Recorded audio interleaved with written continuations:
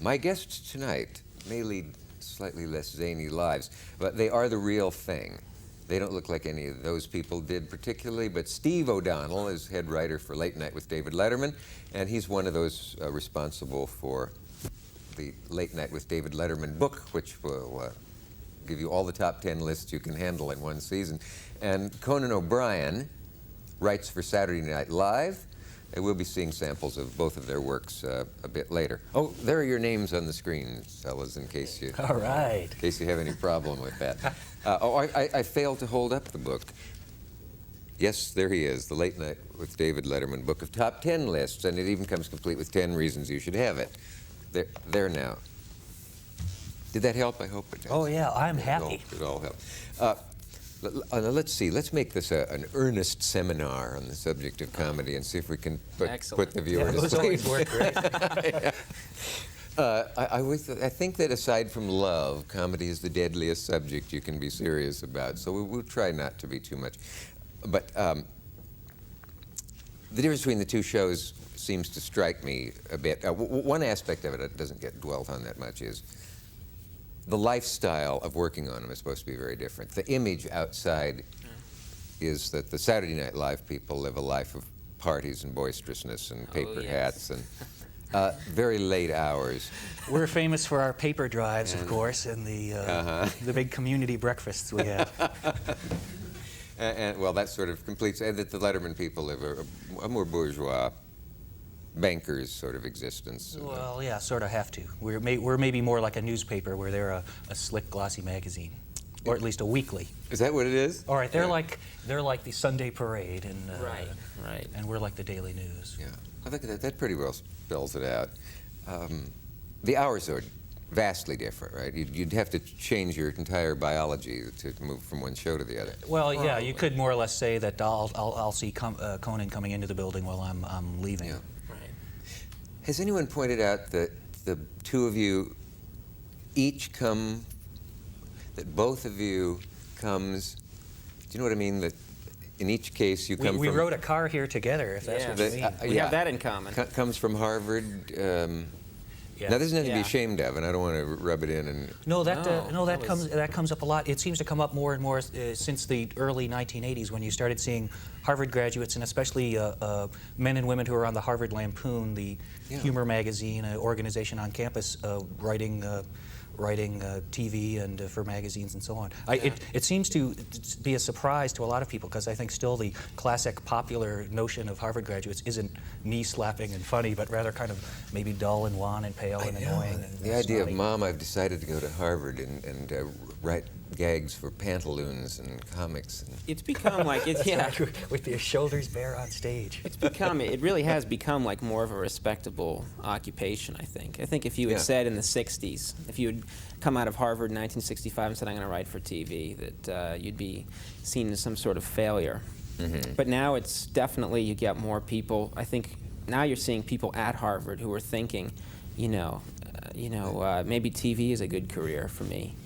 You couldn't have found anybody who was thinking that not that many years ago at Harvard, I'm sure. But we don't open the catalog and see a survey course of comedy from Aristophanes to Roseanne. I don't know. I wouldn't put it past. It seems right about now. I think when I was at school in the mid-'70s, I don't think it was a viable career option quite then yet. But I think now I talk with undergraduates and they say, well, I'm writing some scripts, I'm going to send them out to Viacom or Fox or something like that, and it seems like they accept as a matter of course that this is a profession like dentistry or lawyering or State Department or something. By the time I graduated Harvard, which was 1985, I got a call. I got 2 agents calling me, while I was writing my thesis, which... You mean they're scouting Harvard now? I think they are. I mean, I think there's a little bit of that now because, which is, maybe somehow perverted. But I got calls from people. They were unsolicited. They were just like they had heard let's call the Lampoon Castle, give it a shot, invest 10 minutes in a phone call, and see what idiot answers. One of the guys might pan out. Right. So. Let me look at an example of each of your work. I'm having trouble with my pronouns here. Here, let's start with a clip from SNL, Saturday Night Live. That's this is a thrill to see your work come alive. That cracks me up every time I see it. Let's do it again. Want to run it back and get, Please, could we? I've got time. Okay. The genesis of that was that ordered? That was just I went to I think I was out on the street with another writer on the show, Robert Smigel, and it was just something, a girl went by, and I think it started when I was acting like an idiot, and I just watched a girl went by, and I said, hello and goodbye. She's not interested in me at all. And he started doing it, and we both had fun doing it, so we thought we'll give it a try. And then Tom Hanks, was great doing it. A lot of it's just matching it to the host. Yeah. If a host can do it, Are there hosts who come in with a list of things that, please don't ask me to do this or that, or? Yeah, there are. I mean, if a host has just been involved, conversely, do they want to be asked to do crazy stuff that you'd rather they didn't? And it's funny. Sometimes you get a host who is on the show only because they've been involved in some huge scandal. They've just committed a murder or something, and that's the reason they're on the show. And they come in the first day there, they say, "Look, nothing about that." And that's always, someone who would never be on anyway. But in general, I'm surprised by how good a sense of humor most hosts have about, Can you think of anybody who refused to do something just because that didn't fit his image or hers? Yeah, well, I remember I worked on a sketch. I worked on a sketch and with George Steinbrenner, and I think there was one thing in it where he had to do something really silly that he, like dance or something, and he was like, I don't really want, I don't want to be seen dancing, and you can understand that some people have. We were deprived of the Steinbrenner terpsichore, eh? Yeah, and yet we got to see the president's son, Ron Reagan Jr., dancing around in his BVDs. Yeah, everyone has his BVDs, right? Well, they probably were from wardrobe. Could have been. They were BVDs. They were so we crisp. checked on that. That's right. That goes back some years. Yeah. That was Steinbrenner wouldn't do that. No, I mean that's. I think he just made it clear. He was uncomfortable, and he was a good sport about a lot of things on that show. Actually, I think he wore a bra, actually, a stuffed bra. That's a sign of flexibility. Yeah, so it's strange. You do get hosts that say things like, I'm not going to, please don't make me wear a bathing suit. Right. But then they're really happy to be greased up and, shot through a cannon. You're not revealing some secret about Steinbrenner that you caught. This is part of the show that you're discussing. He wanted to be greased up. I'm just really for the cast part. I read something to that effect, but I guess I wasn't ready for it. We can take another example now. This time, a bit of comedy from the David Letterman show. Well, this is all part of the Tom Hanks tribute month that's going on. I just all realized throughout, that. Well, actually, we only work with Hanks. Apparently, Tom Hanks supports most of comedy in America. Yeah, he's the workhorse. Two pieces from random, both with Tom Hanks. Nothing has changed. We'll be back right after this, if not during it.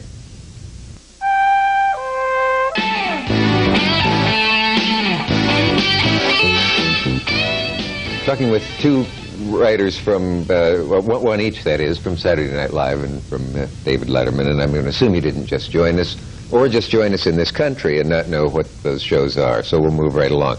The Saturday Night Live atmosphere has changed since the old days, I gather, of Belushi and so on. Is it still legendary there, or are there old-timers who say, I survived the... Yeah, I mean, there's people there who were there in '75, and obviously that was probably more of a intense experience than the one I've had. I've been at Saturday Night Live for 3 years, and I think if you were there in the from '75 to '80, you obviously were probably living through. It was such a happening then. Yeah, do you think it was any easier to write for it then when you had all of the, it was kind of going against the culture, it had a sort of definition? I just think maybe it was more, Saturday Night Live was, it was more of an event then, and I think the writing was great then. But I've heard people who were there at the time say that now it's a little harder because there's been such a comedy boom, there's been so much has been commented on that now, you have to work a little harder to find something that's, new or interesting. Yeah. So also, did Lorne Michaels, was he quoted somewhere as saying, or was it perhaps to one of you, that on the Letterman show now you can kind of wink at the camera, but we have to hit a really connect with the ball each time. No, I've met Lorne Michaels. Leading to the idea that it's somehow easier to write. No, he mentions that every time I've met him about does taking he? a full swing at the ball, and he's right. I mean, we can goof around. Again, it's that Right. daily throwaway quality like a paper, but they've got to take a full swing at the ball. They set themselves up and say, here's our premise. Right. Now here it is for your formal consideration. Hope you like it. And then when it happens, it's a when the joke of the whole 10-minute sketch, which you've worked all week on, is revealed in the first minute and the audience doesn't like it, the machine has to just keep rolling, and that's often humiliating. Have you noticed that if you go down the hall and bury your head into something where you can't hear the lack of laughter, it helps at times like that? Well, actually, the thing that you do most commonly is when your sketch is really falling apart is you stand there and watch the monitor and laugh like, it's dying, I find this amusing too. And then you go home and, weep bitterly. Yeah. So. Wishing you were anywhere else, including the Titanic, probably. Yeah, right. Yeah. Now, when does Letterman ever get annoyed at the writers and come out and say, God's wounds, these alleged scribes have not handed me anything in the humor vein in a fortnight? I I would say well, it's very much like that. They're quatrains. No, he would never do that, but he would be extremely picky and fussy beforehand. I mean, the turn-down rate is very high. Selectivity is... Yeah, so once he's picked something, he must think at least enough of it to give it a shot, and if it doesn't go, he's not going to storm off and crumple up blue cards and... He's been around long enough to know it doesn't pay to berate the writer. He didn't see, I can't imagine him in a rage of that kind anyway. No, I would say he probably appears his crankiest right on the air, complaining about the... Save it for the air. Yeah, exactly. Good idea. Yeah. But do you happen to know why he has a particular knowledge of buttons? He seems to... You mean like shirt buttons? Shirt buttons? Well, of course, noticed his London tailor on Savile Row. No, I've never heard that before. I know he has a vast knowledge of a lot of stuff, whether it's shock absorbers or names of Canadian provinces. He seems to have a wide-ranging knowledge in general, which makes him good to work with because he'll know what you're talking about or better than you do. Well, that confirms something then. It also gives me a theory because I once showed him around New Orleans, and he was amazed at what he thought was my esoteric knowledge of New Orleans, but I had been there before and knew a bit about it. So maybe that's why he made a point. See, I wore this shirt in case he saw this show, because I wore it up to his office one day, and he said, "That's a Banana Republic shirt, I think, isn't it?" Yeah, he said, "You know how I know? The buttons." I went, "Oh, right, of course." And this has puzzled me ever since. Well, I think it's simple. I think he's just observant and has a good memory and is pretty smart, but... He didn't want to just be competitive because I knew New Orleans, he showed he knew buttons. Plus, well, he likes to wear his button knowledge on his sleeve. I think you've handled yourself perfectly on this absurd subject that I've brought. If I were your employer, I would give you a raise. Could you guys each change jobs, you think, without any major adjustments? Do you see them as in one way? I know Conan could do mine, just because, I mean, he's already got the sort of the more structure and so on. I mean, we're less writers, I think, on the Letterman show than just sort of idea persons. I mean, Dave Letterman's strengths, I think, are being spontaneous and responding to things. So our job is more giving him things to do where he can improvise and be himself and react to stuff. I'd have trouble, with just knuckling down to do characters and plot. Oh, you could do it. Wow. It's easy. All right, we'll make a bet right here. 50 right bucks, here. I say. All right. Switch jobs. You could test this just for fun. No one would have to know. You could borrow each other's typewriters if they're known to your employers and just try it They'd once catch and on. see what happens. They're pretty sharp. What if one of you got the other one canned? That would not be nice. No, I think I saw that on the Flintstones, though, once, where... See, it's not a bad idea for a sitcom. I'm Barney to his Fred. Yeah. That's right, or Wilma goes down to the shale pit, and Fred tries, vacuuming with the mastodon or whatever. I think the house is always filled with bubbles at the end. It always ends just a good that rule way. of thumb on sitcoms. If we switch anyway. jobs, this studio will be filled with bubbles. I don't know why. That's That's how it's going to work out. by the way, years ago, and I think even today, when they can't think of an ending for a sketch, everyone yells and throws food at each other or something. The rave-off. The number 11. Is that called the rave-off? Yeah. Well, that's what, yeah. If you ever can't think of an ending for a sketch, it's always good to either have someone jump out a window and have someone else give one of those big reactions, which I do in every other sketch I write, or you know, have a big fight break out. Yeah, the plunge through the plate glass. We can always have Paul Schaefer do a little song. That kind of seems to wrap things up, and then it's good night, everybody. Drive safely. Music's your best friend at a time like that. What? I wouldn't want to put you on the spot in any way, but who's been the worst schmuck you've had as a guest on Saturday Night Live? Oh man, I don't know if I don't know if contractually or legally what I can say. I can't. I don't think I can say, because whoever I have someone there's in a clear winner though. Yes, there's a clear winner since I've been there. But if I say, I know they're going to want this person back. You know. Oh, if I say, well, then I know he's watching now. Why play? We know it's a male. That pretty much narrows it down. I think we all know who it is now. Yes. Thinking, oh, Linda Ronstadt off the hook. All right. Don Knotts did the show, and he was just We don't mean Don Knotts. I'll tell you what. No, if I promise to tell viewers who write in, if you tell me afterwards, I'd be a fool. So I'm not going to make that promise. I'll tell you afterwards, and if anyone writes in now, you know, you will supply them with the answer. If you can prove that it's postmarked during this show. All right, it's a deal. Okay. It'll be in the show's newsletter anyway. Open. Well, we better change the subject. Open this to any top 10 list, and I'll sight read it and see if I can make either of you laugh. Okay. Why am I doing this? I don't even have glasses or maybe. Top 10 names for the reunited Germany? Yeah. Anybody got a pair of glasses? It's pretty big time. Wait a minute. I bet I do. You can try, but I'm not laughing. The top 10, what names? New names for the reunited Germany. I, of course, start with 10. 10, right down to 1. Because I've seen the show. One of them is number 10, Kegerland. Just Plain Volks, Siegfried and Roy. 7, Aryan Acres. 6, Argentina East. I love that. 5, The Love Shack. 4, Nazi-chusets. 3, Switzerland's Badass Neighbor. 2, Home of Das Whopper. And number 1, Cindy.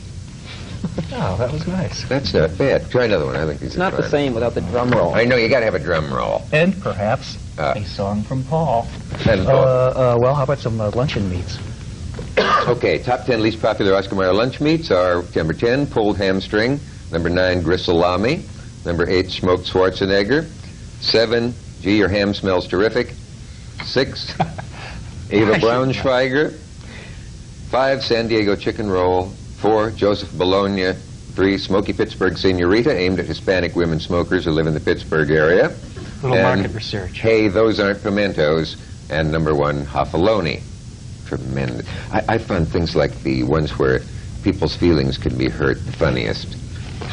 Well, yeah, I think we've heard a few feelings. But we've gotten some nice response from people, like Ralph Nader has, you know, we did a list of, you know, top 10 ways American cars would be different if Nader had never been born, and there were things like, you know, piano wire seat belts and in-dashboard hibachi and that kind of stuff. And he wrote a note and said he wanted a copy of the list, and that was sort of nice. So that was nice. Some people like them.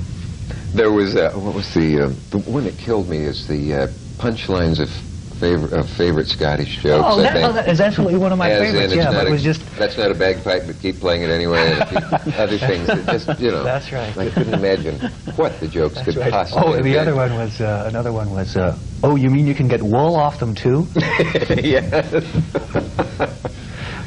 Oh, wait a minute. It's being gotten around the studio as we sit here. It's been a quiet studio audience, but you're loosening up now. So when you guys get fully grown up, do you see yourselves as still writers, or will you break through having succumbed? Well, one of you performs. There's no stranger to the limelight, I know. Well, you perform we both dabble. Yeah. Some marginal performing. Yeah. But it's not a stepping stone yet to... You have a few minutes to think about this when we come back. You're watching CNBC. Gentlemen, as young fellows, I mean, even younger than you are now, what TV did you grow up on? Oh, well, I remember really, I watched a lot of SCTV in the late, you know, mid to late 70s, which is around the time that I was in grade school and high school. When I was younger, I loved Get Smart. I thought that was a great show. That that was a show that really made me laugh when I was a kid. And that's among your early TV memories? Yeah. Well, I guess the earliest memories. I guess that was when I was starting to become aware of comedy, and I remember watching Get Smart and thinking it was hilarious. Before that, it was all Dean Martin specials and things like that, which I didn't understand. But they're complex. Yeah, they're very lots of complex riddles in there. They're published now with footnotes for those. Yeah, well, did you pick yourself writing though then, or was that way off? I remember, around the time I was watching SCTV and really falling in love with it, I remember thinking, this is something I'd like to do. We would get the ones with the old Indian head logo, which were, I think they were like, the bad reception. I remember we used to stay up late and watch them, and I would watch Saturday Night Live too, but I remember feeling more excited about SCTV. I thought it was so odd, it was so different and funny. Yeah, it was really great, and I remember thinking that's sort of when I started to think, yeah, maybe this is something. How does one do that? Where can I do this? Where do I sign? There is the common feeling that writing is just a job with a built-in frustration that suddenly hits you. Hell, I could go out and get those laughs too. Why am I giving this away? I can honestly say I don't remember feeling that writing for people I wrote for, Carson or others. I guess at the time you're so tickled that your stuff gets used and said by famous people in their voice that you. Well, also it's not like I would write something for Dana Carvey or Phil Hartman, who are and have them do it, and I just never sit on the sidelines and say I could do a better, than Dana, because I think that feeling comes a lot out of when you see people who you feel, if you feel you could do it better, then I think that's when that frustration really kicks in. But I don't feel that at the show. I don't know if this is universal. Do you know writers like yourself? Well, see, do you want to? Are you really no, not really. there? I feel the satisfaction is in the writing and putting it together. I mean, we get to do small bits on the show just because we throw everything together at the last minute and usually cast from our own office and studio crew. We've had a writer or two who were natural performers and took to it, quickly and adeptly, like Chris Elliott, who has his own show that's very funny on Fox. Elliott. But I don't think that's really true of the rest of us. Maybe because some have done some stand-up here and there, and suffered enough to kind of know, well, maybe we look too much like writers standing up there talking. It's not quite solid or confident enough. Writing is the happiness for me. Are you going to stand on your constitutional rights, as David Lloyd has done, not to be made a producer once you're a successful comedy writer? I think he examined the Constitution and found that you don't have to become a producer if you don't want to. Wow, it seems like some people sort of want to, though. Maybe that's just, again, it's role-playing. You can't just keep getting the same title. You can't remain a lieutenant forever. True. Get those oak clusters or whatever they are. Yeah, well, sometimes we have to resist temptations. Well, my plan is to become an alcoholic prep school teacher. Thank you both for being here. We're nearly out of time, and I want to thank you both for being not only so splendid and so good in your jobs, but revealing to me that you can get wool from them as well, however it's worded. We'll see you next time. Obviously, we're probably living through, it was such a happening then.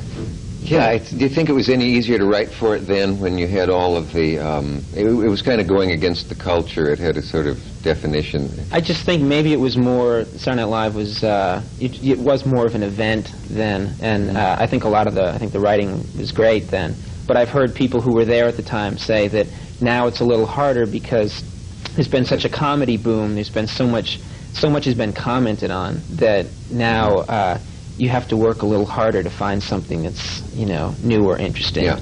So also, did Lorne Michaels, was he quoted somewhere as saying, or was it perhaps to one of you, that on the Letterman show now you can kind of wink at the camera, but we have to hit a, really connect with the ball each time. No, I've met Lorne Michaels. Leading to the idea that it's somehow easier to write. No, he mentions that every time I've met him about taking a full swing at the ball, and he's right. I mean, we can goof around. Again, it's that daily throwaway quality like a paper, but they've got to take a full swing at the ball. They set themselves up and say, here's our premise, now here it is for your formal consideration. Hope you like it. And then when it happens, when the joke of the whole 10-minute sketch, which you've worked all week on, is revealed in the first minute and the audience doesn't like it, the machine has to just keep rolling, and that's that's often humiliating. Have you noticed that if you go down the hall and bury your head and there's something where you can't hear the lack of laughter, it helps at times like that? Well, actually, the thing that you do most commonly is when your sketch is really falling apart is you stand there and watch the monitor and laugh like, it's dying, I find this amusing too. And then you go home and, weep bitterly. Yeah. So. Wishing you were anywhere else, including the Titanic. Probably. Yeah, right. Yeah. Now, when does Letterman ever get annoyed at the writers and come out and say, God's wounds, these alleged scribes have not handed me anything in the humor vein in a fortnight? I know I how would he say talks. well, very much like that. They're quatrains. No, he would never do that, but he would be extremely picky and fussy beforehand. I mean, the turn-down rate is very high. The selectivity is... Yeah, so once he's picked something, he must think at least enough of it to give it a shot, and if it doesn't go, he's not going to storm off and crumple up the blue cards and... He's been around long enough to know it doesn't pay to berate the writer. He didn't see, I can't imagine him in a rage of that kind anyway. No, I would say he probably appears his crankiest right on the air, complaining about the... Save it for the air. Yeah, exactly. Good idea. Yeah. But do you happen to know why he has a particular knowledge of buttons? He seems to... you mean like shirt buttons? Shirt buttons? Well, of course, his London tailor on Savile Row. No, I've never heard that before. I know he has a vast knowledge of a lot of stuff, whether it's shock absorbers or names of Canadian provinces. He seems to have a wide-ranging knowledge in general, which makes him good to work with because he'll know what you're talking about or better than you do. Well, that confirms something then. It also gives me a theory because I once showed him around New Orleans and he was amazed at what he thought was my esoteric knowledge of New Orleans, but I had been there before and knew a bit about it. So maybe that's why he made a point. See, I wore this shirt in case he saw this show because I wore that. I don't know. I wouldn't put it past. Yeah, it seems right about now. now. I think when I was at school in the mid-'70s, I don't think it was a viable career option quite then yet. But I think now I talk with undergraduates and they say, well, I'm writing some scripts, I'm going to send them out to, Viacom or Fox or something like that. And it seems like they accept as a matter of course that this is a profession like dentistry or lawyering or and by the State Department or something. By the time I graduated Harvard, which was 1985, I got a call. I got 2 agents calling me, while I was writing my thesis, which... You mean they're scouting Harvard now? I think they are. I mean, I think there's a little bit of that now because, which is, maybe somehow perverted. But, I got calls from people. They were unsolicited. They were just like, they had heard let's call the Lampoon Castle, give it a shot, invest 10 minutes in a phone call and see what idiot answers. One of the guys might pan out. Right. So. Let me look at an example of each of your work. I'm having trouble with my pronouns here. Here, let's start with a clip from SNL, Saturday Night Live. This is a thrill to see your work come alive. That cracks me up every time I see it. Let's do it again. Want to run it back? Please, could we? I've got time. Okay. The genesis of that, was that ordered? That was just, I went to, I think I was out on the street with another writer on the show, Robert Smigel, and it was just something, a girl went by, and I think it started when I was acting like an idiot, and I just watched a girl went by, and I said, hello and goodbye. She's not interested in me at all. And he started doing it, and we both had fun doing it, so we thought we'll give it a try. And then Tom Hanks, was great doing it. A lot of it's just matching it to the host. Yeah. If a host can do it, Are there hosts who come in with a list of things that, please don't ask me to do this or that, or... Yeah, there are. I mean, if a host has just been involved... Conversely, do they want to be asked to do crazy stuff that you'd rather they didn't? And It's funny. Sometimes you get a host who is on the show only because they've been involved in some huge scandal. Yeah. They've just committed a murder or something, and that's the reason they're on the show. And they come in the first day there, they say, look, nothing about that. And that's always, someone who would never be on anyway. But in general, I'm surprised by how good a sense of humor most hosts have about, Can you think of anybody who refused to do something just because that didn't fit his image or hers? Yeah, well, I remember I worked on a sketch. I worked on a sketch, and with George Steinbrenner, and I think there was one thing in it where he had to do something really silly that he, like dance or something, and he was like, I don't really want, I don't want to be seen dancing, and you can understand that some people have. We were deprived of the Steinbrenner terpsichore, eh? Yeah, and yet we got to see the president's son, Ron Reagan Jr., dancing around in his BVDs. Yeah, everyone has his BVDs, right? Well, they probably were from wardrobe. Could have been. They were BVDs. They were so we crisp, checked on that. That's right. That goes back some years. Yeah. Steinbrenner wouldn't do that. No, I mean that's. I think he just made it clear, he was uncomfortable, and he was a good sport about a lot of things on that show. Actually, I think he wore a bra, actually, a stuffed bra. That's a sign of flexibility. Yeah, so it's strange that you do get hosts that say things like, I'm not going to, please don't make me wear a bathing suit, right. but then they're really happy to be greased up and, shot through a cannon. You're not revealing some secret about Steinbrenner that you caught. This is part of the show that you're discussing. He wanted to be greased up. I'm just really for the cast part. I read something to that effect, but I guess I wasn't ready for it. We can take another example now. This time, a bit of comedy from the David Letterman show. I appreciate you dropping by. Thank you very much. Now, you remember what I said way back in 1982? When we first went on the air... In 1982, right. I said that if your show lasted 8 years, I would eat 1,000 cocktail wieners in 1 minute. And the hand of my word, that's a stopwatch. Let's do it. Come Really? on. Now, Tom, you're serious. You don't have to... Absolutely. 1,000 cocktail wieners. All right, here we go. Ready? Yes. Set, go. 1, 2, 3... Late Night with David Letterman, 8th Anniversary Special, will return in a moment. Here with an important update is Bob Jameson from NBC in New York. Good evening. The local, national, and international situations are essentially unchanged since the news broadcast earlier this evening. Repeat, the world situation is stable. There have been no major developments. Word of serious or unusual breakthroughs would certainly have reached NBC News by now, but no such word has been received. Sources within the State Department, the Pentagon, and the Franklin Mint confirm that everything is pretty much the way it was before. Again, NBC News has established that nothing much is up, everything is okay, or at least it's about the same as it was an hour ago. This is Bob Jameson in New York. We now return to David Letterman's 8th Anniversary Special, already in progress. 998, 999, 1,000, all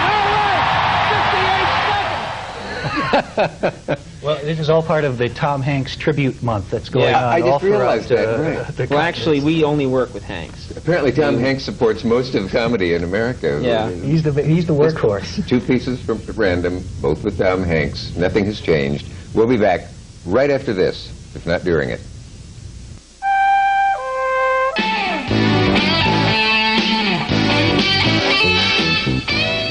Talking with two writers from, one each, that is, from Saturday Night Live and from David Letterman, and I'm going to assume you didn't just join us, or just join us in this country and not know what those shows are, so we'll move right along. The Saturday Night Live atmosphere has changed since the old days, I gather, of Belushi and so on. Is it still legendary there, or are there old-timers who say, I survived it? Yeah, I mean, there's people there who were there in '75, and obviously that was probably more of a intense experience than the one I've had. I've been at Saturday Night Live for 3 years, and I think if you were there in the from '75 to '80, you obviously. Rights for Saturday Night Live, and we'll be seeing samples of both of their works a bit later. Oh, there are your names on the screen, fellas, in case you. All right. In case you have any problem with that. I failed to hold up the book. Yes, there he is, the Late Night with David Letterman book of top 10 lists, and it even comes complete with 10 reasons you should have it. There now. Did that help? I hope it did. Oh, yeah, I'm happy. It all helped. Let's see, let's make this an earnest seminar on the subject of comedy and see if we can put the viewer to sleep. Those always work great. I think that aside from love, comedy is the deadliest subject you can be serious about, so we'll try not to be too much. But the difference between the two shows seems to strike me a bit. One aspect of it that doesn't get dwelt on that much is the lifestyle of working on them is supposed to be very different. The image outside is that the Saturday Night Live people live a life of parties and boisterousness and paper hats and Very late hours. We're famous for our paper drives, of course, and the big community breakfasts we have. And well, that sort of completes. And that the Letterman people live a more bourgeois, bankers sort of existence. Well, yeah, sort of have to. We're maybe more like a newspaper, where they're a slick, glossy magazine, or at least a weekly. Is that what it is? All right, they're like the Sunday Parade, and Right. and we're like the Daily News. Yeah, I think that pretty well spells it out. The hours are vastly different, right? You'd have to change your entire biology to move from one show to the other. Well, yeah, you could more or less say that I'll see Conan coming into the building while I'm leaving. Yeah. Has anyone pointed out that the two of you each come, that both of you comes, do you know what I mean? That in each case you come we from... rode a car here together, if that's what you mean. We have that in common. Comes from Harvard. Yeah. Now, there's nothing to be Yeah. ashamed of, and I don't want to rub it in. And No, that that comes up a lot. It seems to come up more and more since the early 1980s, when you started seeing Harvard graduates, and especially men and women who are on the Harvard Lampoon, the humor magazine, organization on campus, writing TV and for magazines and so on. It seems to be a surprise to a lot of people, because I think still the classic popular notion of Harvard graduates isn't knee-slapping and funny, but rather kind of maybe dull and wan and pale and annoying. And the idea of, snotty. Mom, I've decided to go to Harvard and write gags for pantaloons and comics. And It's become like with your shoulders bare on stage. it really has become like more of a respectable occupation, I think. I think if you had said in the 60s, if you had come out of Harvard in 1965 and said, I'm going to write for TV, that you'd be seen as some sort of failure. Mm-hmm. But now it's definitely, you get more people. I think now you're seeing people at Harvard who are thinking, maybe TV is a good career for me. you couldn't have found anybody who was thinking that not that many years ago at Harvard, I'm sure. But we don't open the catalog and see a survey course of comedy from Aristophanes to Roseanne. I went up to his office one day, and he said, that's a Banana Republic training business. Yeah, he said, you know how I know? The buttons. I went, oh, right, of course. And this has puzzled me ever since. Well, I think it's simple. I think he's just observant and has a good memory and is pretty smart, but... He didn't want to just be competitive, because I knew New Orleans, he showed he knew buttons. Plus, well, he likes to wear his button knowledge on his sleeve. I think you've handled yourself perfectly on this absurd subject that I brought up. If I were your employer, I would give you a raise. Could you guys each change jobs, you think, without any major adjustments? Do you see them as one way? I know Conan could do mine, just because, I mean, he's already got the sort of the more structure and so on. I mean, we're less writers, I think, on the Letterman show than just sort of idea persons. I mean, Dave Letterman's strengths, I think, are being spontaneous and responding to things. So our job is more giving him things to do where he can improvise and be himself and react to stuff. I'd have trouble, with just knuckling down to do characters and plot. And Oh, you could do it. wow, It's easy. All right, we'll make a bet right here. 50 Right bucks, here. I say. All You right. can switch You jobs. could test this just for fun. No one would have to know. You could borrow each other's typewriters if they're known to your employers and just try They'd once catch and on. see what happens. They're pretty sharp. What if one of you got the other one canned? That would not be nice. No, I think I saw that on the Flintstones though once, where It's not a bad idea for a sitcom. I'm Barney to his Fred. or Wilma goes down to the shale pit and Fred tries, vacuuming with the mastodon or whatever. I think the house is always filled with bubbles at the end. It's always a ends good that rule way. of thumb on sitcoms. If we switch anyway. jobs, this studio will be filled with bubbles. I don't know why. That's how it's going to work out. By the way, years ago, and I think even today, when they can't think of an ending for a sketch, everyone yells and throws food at each other or something. The rave-off. The number 11. Is that called the rave-off? Yeah. Well, that's what, if you ever can't think of an ending for a sketch, it's always good to either have someone jump out a window and have someone else give one of those big reactions, which I do in every other sketch I write, or, have a big fight break out. Yeah, the plunge to the plate glass. We can always have Paul Schaefer do a little song. That kind of seems to wrap things up, and then it's good night, everybody, drive safely. Music's your best friend at a time like that. I wouldn't want to put you on the spot in any way, but who's been the worst schmuck you've had as a guest on Saturday Night Live? Oh, man. I don't know if I don't know if contractually or legally what I can say. I don't think I can say, because whoever, I have someone there's a clear winner, though. Yes, there's a clear winner since I've been there. But if I say, I know they're going to want this person back, you know. Oh, if I say, I know why, he's watching now. Why play, we know it's a male. That pretty much narrows it down. I think we all know who it is now. Everyone's thinking, oh, Linda Ronstadt off the hook. All right. Don Knotts did the show, and he was just, We don't mean Don Knotts. I'll tell you what, if I promise to tell viewers who write in. Ladies and gentlemen, in August, our first guest will take over as host of this very program that's called Late Night. I, of course, will be beginning my preparations to take over the Larry Gatlin role in the Will Rogers Follies. Thank you very much. It's certainly a dream come true. My return to the theater. Ladies and gentlemen, please welcome the new guy, Conan O'Brien. Conan.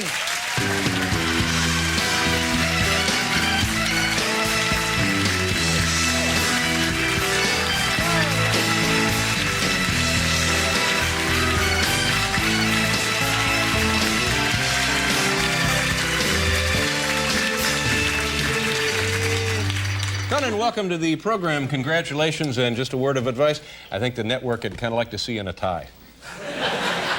They'd like to see me in a cab. How you doing? I'm all right. This is weird. This happened to me a week ago now. I found out that I was going to be coming doing this show, and since then, it's been incredibly strange. How did you? Let's take people through the process. How did you get the job? How were you considered for the job? And then how did it happen? You haven't had other talk shows in the past, have you? Yes, actually I have. You have? I've done 5 talk shows. They all failed miserably, and now I'm getting this. Well, you're just the guy, then. Yes, no. No, they somehow thought this time it would work. No, I've never had a talk show before. What happened, basically, as I was approached, Lorne Michaels was asked to... Mr. Saturday Night Live, that's producer right. of Saturday Night Live, That's and right. other right. movies and so forth. Very talented, funny man, smart guy. And I was asked to the greatest man who ever lived. You see, no. And I was basically, he approached me, would I want to try out for it, and I did. I tested on the Tonight Show set. And, where exactly did he approach you? I was lured into a cab. Walking down the street, minding my own business, and he basically said, take a shot at it, and I did. I tested for it, and I prepared a monologue, and I went on the Tonight Show set and interviewed 2 guests, and it went really well. Yeah. And so they, I guess, considered me for a while, and I hear that they were considering some other people, too. And I think I had a shot at it for a while. Yeah. Your problem, you just didn't have the right attitude. I think so. Give it time, all right? So it's an unusual story. No, I mean, and since this all happened, it's been incredibly weird. I mean, I walk down the street now and I get recognized. Mm-hmm. People that's are like, great. hey, look, it's that guy who doesn't deserve a show.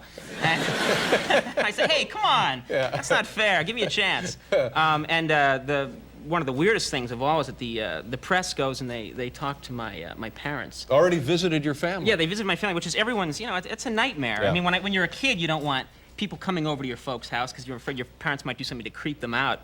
And so when I heard that the press was talking to my mom, I was a little worried. A little jumpy, I would think. Yeah. And then it turns out that my mom assured everybody that I'm very hardworking and I'm a good student, and I'm a good boy, and that I have a lovely temperament. Cleans up after himself. Yeah, things that are really going to make everybody want to laugh. It's important, though. Yeah, no, it's good. So now, I don't think we want to mislead people to believe that you have not been performing or have not been on television entirely. Yeah, I mean, know that's you have been on other shows. Yeah, that's something that's frankly. It's ticking me off a little bit. Yeah. I have this reputation in the press now. They say I have no performing experience, and I have performed. Mm-hmm. I've been out there performing. I was on Saturday Night Live for a number of years. Is that right? Yeah, and I was doing a lot of stage work on Saturday Night Live. I had a lot of camera time. And so I just wanted to set the record straight. We have some videotape of your performing. I brought some tape tonight to prove to the American people that I have performing experience. So this is just kind of like some get acquainted tape here with This is some Conan tape O'Brien. of me that I think you'll be very confident after this. Okay. Hi. Now here we go. Yes. All right. Carlisle party of There two. we go. Here we come, and There you are, having there a I beverage. am. Having a That right is- there. That's back of the restaurant guy. Now here's my other character. Here we go. You see me? There I am right there. Oh, just... That's my character that holds on to Chris Farley. Yeah. Now here we go. Here's a... Watch this. See, huh? Wait, you might miss it. Don't you Hold worry, on. Angel. Okay, we missed it. Now come back. It's gonna come back, and there I am right there. Now watch. This is where I show my performing ability. Watch this. Look at me hitting the drums right there, ladies and gentlemen. See that? I'm the guy at the drums. Very interesting take. Now, You mean we could have had Wayne Gretzky hosting this show? he was third runner-up. Yeah. No, those characters are all have their own merchandising down at the NBC store, which you can pick up on your way out. Now, Make sure you have you thought about what you're going to do with the program? Is it going to be the same, only better? I would hope. Yes, God, well- I would hope. We've decided on a format, which is I pretty much want to copy the, Kathy Lee and Regis. You can't go wrong. You can't go wrong there. Because, it works in the daytime. It's going to work at night. Yeah. I'm telling you. And, people love that. So they love trivia questions. They love the whole thing. So I think that's the way to go. I haven't yet. We're finalizing the sidekick thing. I'm thinking about getting, I don't know who here remembers that Indian that used to cry in the pollution commercials. Remember him? What was his Yeah. name? Iron Eyes Cody. Iron Eyes I Cody. almost said Jay Silverheels, but that No, was that was would be Tonto. wrong. That would Yeah. be Tonto. Well, we're getting that crying Indian guy to be my sidekick. What we're gonna do is basically anytime I attempt a joke and it bombs, we'll just close in on his face. He'll turn and dramatically start crying. That's a very smart thing to do. See, I've got it all figured out. Yeah, and don't even think about electronically altering his voice, all right? No, I wouldn't, no. Someone's patented that already. Well, this is very, very exciting for you, and as I mentioned to you on the phone, I guess last week, Yeah. we've had great fun here, and we've had wonderful times and terrific success, and, Yeah. I certainly wish all of that for you, Conan. Well, listen, Good it was to a have you thrill. here. Thanks for having me Yes, very sir, much. anytime. Thanks a lot. Conan O'Brien, ladies and gentlemen. It's the new guy. Look, the new guy. We'll be right back. Last April, NBC rocked the entertainment world by picking an unknown comic and writer to replace David Letterman. A former Harvard Lampoon president, Saturday Night Live staff writer, and writer and producer of The Simpsons, Conan O'Brien jumped into the late-night ring on September 13th. Just 30 years old and a student of television, his humor ranges from the silly to the cerebral, and we're pleased to have him now to talk about late-night television and his own comic career. Welcome. Great to have you here. Well, it's nice to be here. Tell me about... Very nice set you have Yes, here. I know. I almost went this is- this way. A round table and... Yeah, this is called minimalist television. Yeah, that's very nice. This is what you do when you have no budget. You know? This is public television Uh-huh. at its best. Very nice. Yeah. But this is a classy table. When you think about tables, at least we went for a classy table. You did. You went all the way. Where'd you get this thing? Soho. I want one. For your breakfast. Yes. Yeah.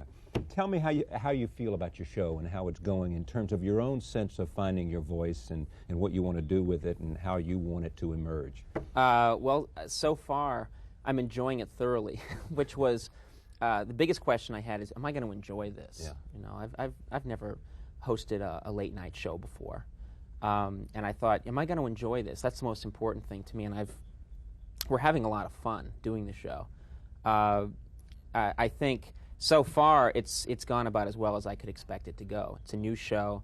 The ratings are actually pretty respectable. I thought for the most part the critics were pretty nice, and we've had a good time. I think we're finding it. It's going to take a while. I think the biggest concern of mine is it takes a while to get your personality out over TV. It doesn't happen overnight. It's sort of like laying a mosaic. If you look at any one tile, you don't know what it is. It takes a while to get your whole personality out. So I think it's going to take a little while for people to get to know who I am. What do you want to do with it? I mean, what kind of show do you want? Just I want to accumulate a lot of power and then abuse it. Yes, I think so. That's all I've ever wanted. I'm going to show tent now, and then primetime tomorrow, and a network on Thursday. Right. No, I want to I mean, how is it different? I mean, you look at the Letterman show. Sure. And you don't want to do what he was doing, but you're going to have some elements. I mean, I want to, but the lawyers won't let me. Yes. I want it all. Don't we all? No, but the biggest difference is I think people have seen already. I mean, the comparisons. People were saying over the summer before anyone had any idea what I was going to do. What do you know? Who are you? How are you like Dave or not like Dave? And I think just a few weeks into it, they see, okay, he's not really Dave at all. He's just this completely different person. And my sense of humor, and the sense of humor of the people that I've hired to help me do this show, is sometimes very silly and goofy, and I think it's unique. I think it has its own niche, and I think that's been made clear already. I don't think these things are personality driven. Dave is Dave. He's a very distinct personality, and he's true to it, which makes his show so great. Jay is Jay. I'm me. Chevy is Chevy. Right, exactly. Sometimes it works and sometimes it doesn't. Yeah, and those are things you can't fake. Your personality works on TV or it doesn't, I think, in this format.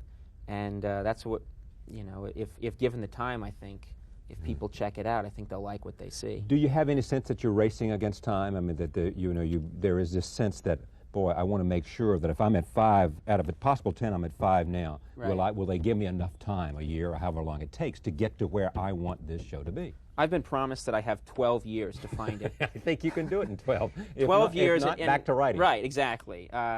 No, we... You'll only be 42, so I mean, this is right. It's going to take... the network so far has been very supportive. I love those network executives. Yes. Oh, yes.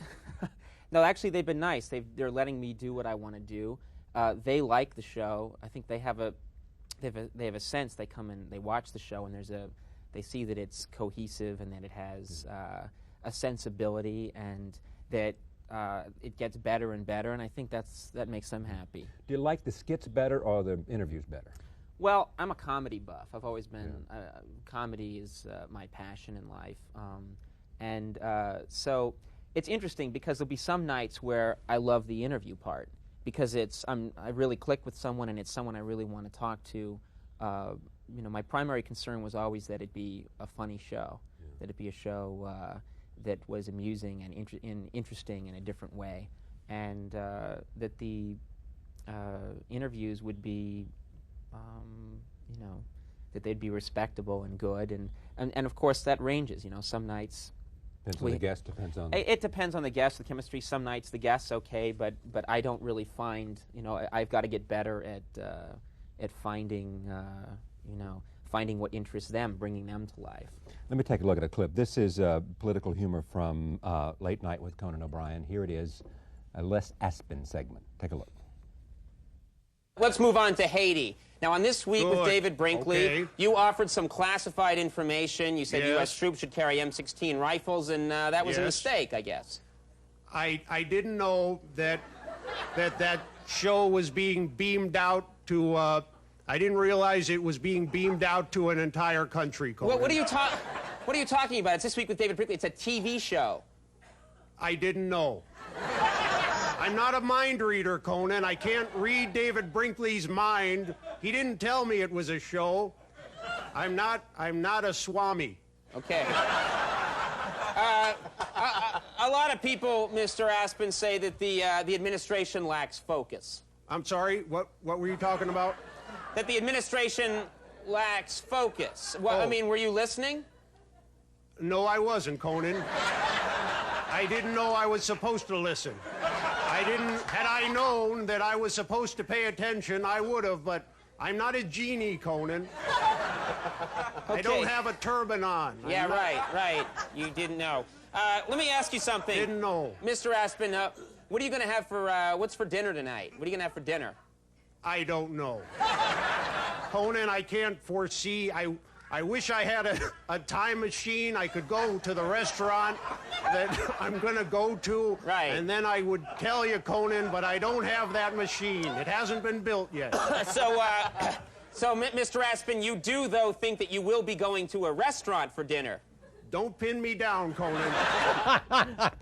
You liked it, didn't you? Oh, yeah, no, I like I say, I thoroughly enjoy what we're doing. I do want to point out that's Robert Smigel, who's a producer on the show and my head writer, does the lips when we do those bits, and he's a big part of the comedic vision of this show. Is he also a Lampoon guy? No, Robert's not. I met Robert when I went to Saturday Night Live, and then we were both interested in performing, and we wrote and performed in a stage show in Chicago together, and I always wanted to work with him. So. What is it, though? So many people from the Lampoon have gone on to sort of success. What is it about the Lampoon, and you especially, because you were president for a couple of years there? Right. Elected when you first were a sophomore, were you? That's right, yeah. What's it about the Lampoon that makes it a training ground for future greatness in comedy or near greatness? I think one of the things about the Lampoon is that it's, I don't think it's this institution which can make people funny. I don't think anything does that. I think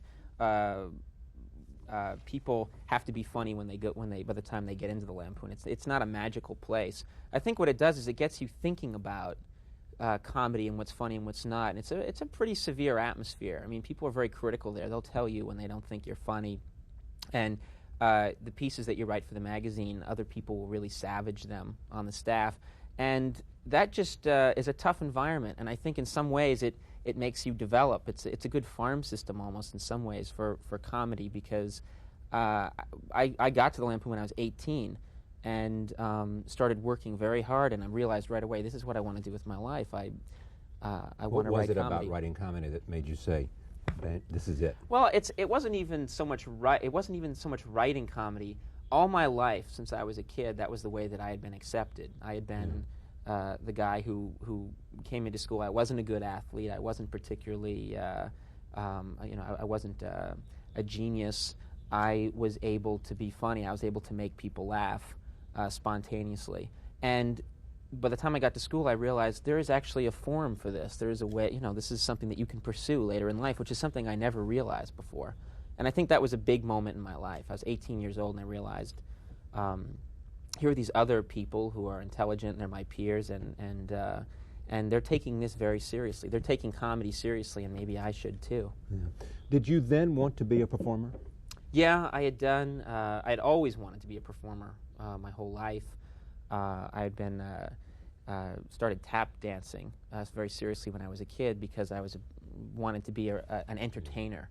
I wanted to be Jimmy Cagney. But no one in your family was in that business? No, my family, no one's into, they perform for each other. Yes. They are all performers. At a table like this. Right, but no one had ever been in entertainment in my entire history of my family.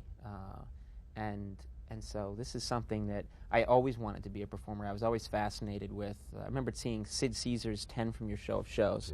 My dad took me to see it when I was a kid, and I just thought, that's what I want to do. And how hard is the shift from having been at Saturday Night Live and having been at The Simpsons, and having, even when you were at The Simpsons writing, I assume you were performing the part, so there was, you were doing something. I had always been, I think there was some, over the summer, people were saying, well, it's this writer, they're going to put a writer out there. And I think people had this vision that I was this guy with thick glasses. Sat in a room. Right, who sat in a room, jokes. right, exactly, typing in the dark, and they opened the door, and this shaft of light hit me, and I said, oh, excuse me, what is it you want? And they said, we were going to make you a performer. Yeah, come on, nerd. And I had always been a writer who, the way I wrote was to perform for people, to say, what do you think of this skit? And then I'd do it for them. When I went to The Simpsons, all the other writers were kind of stunned a little bit, because I would play all the parts and do the voices of The Simpsons, and I'd do Marge's voice and then Homer's voice, and they hadn't seen, and I'd jump around, and they hadn't seen that before. What's the hardest part of the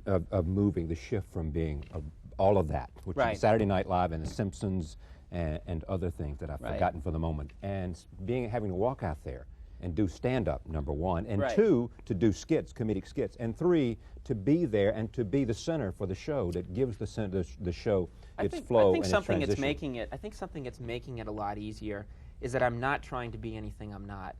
I'm not a club stand-up.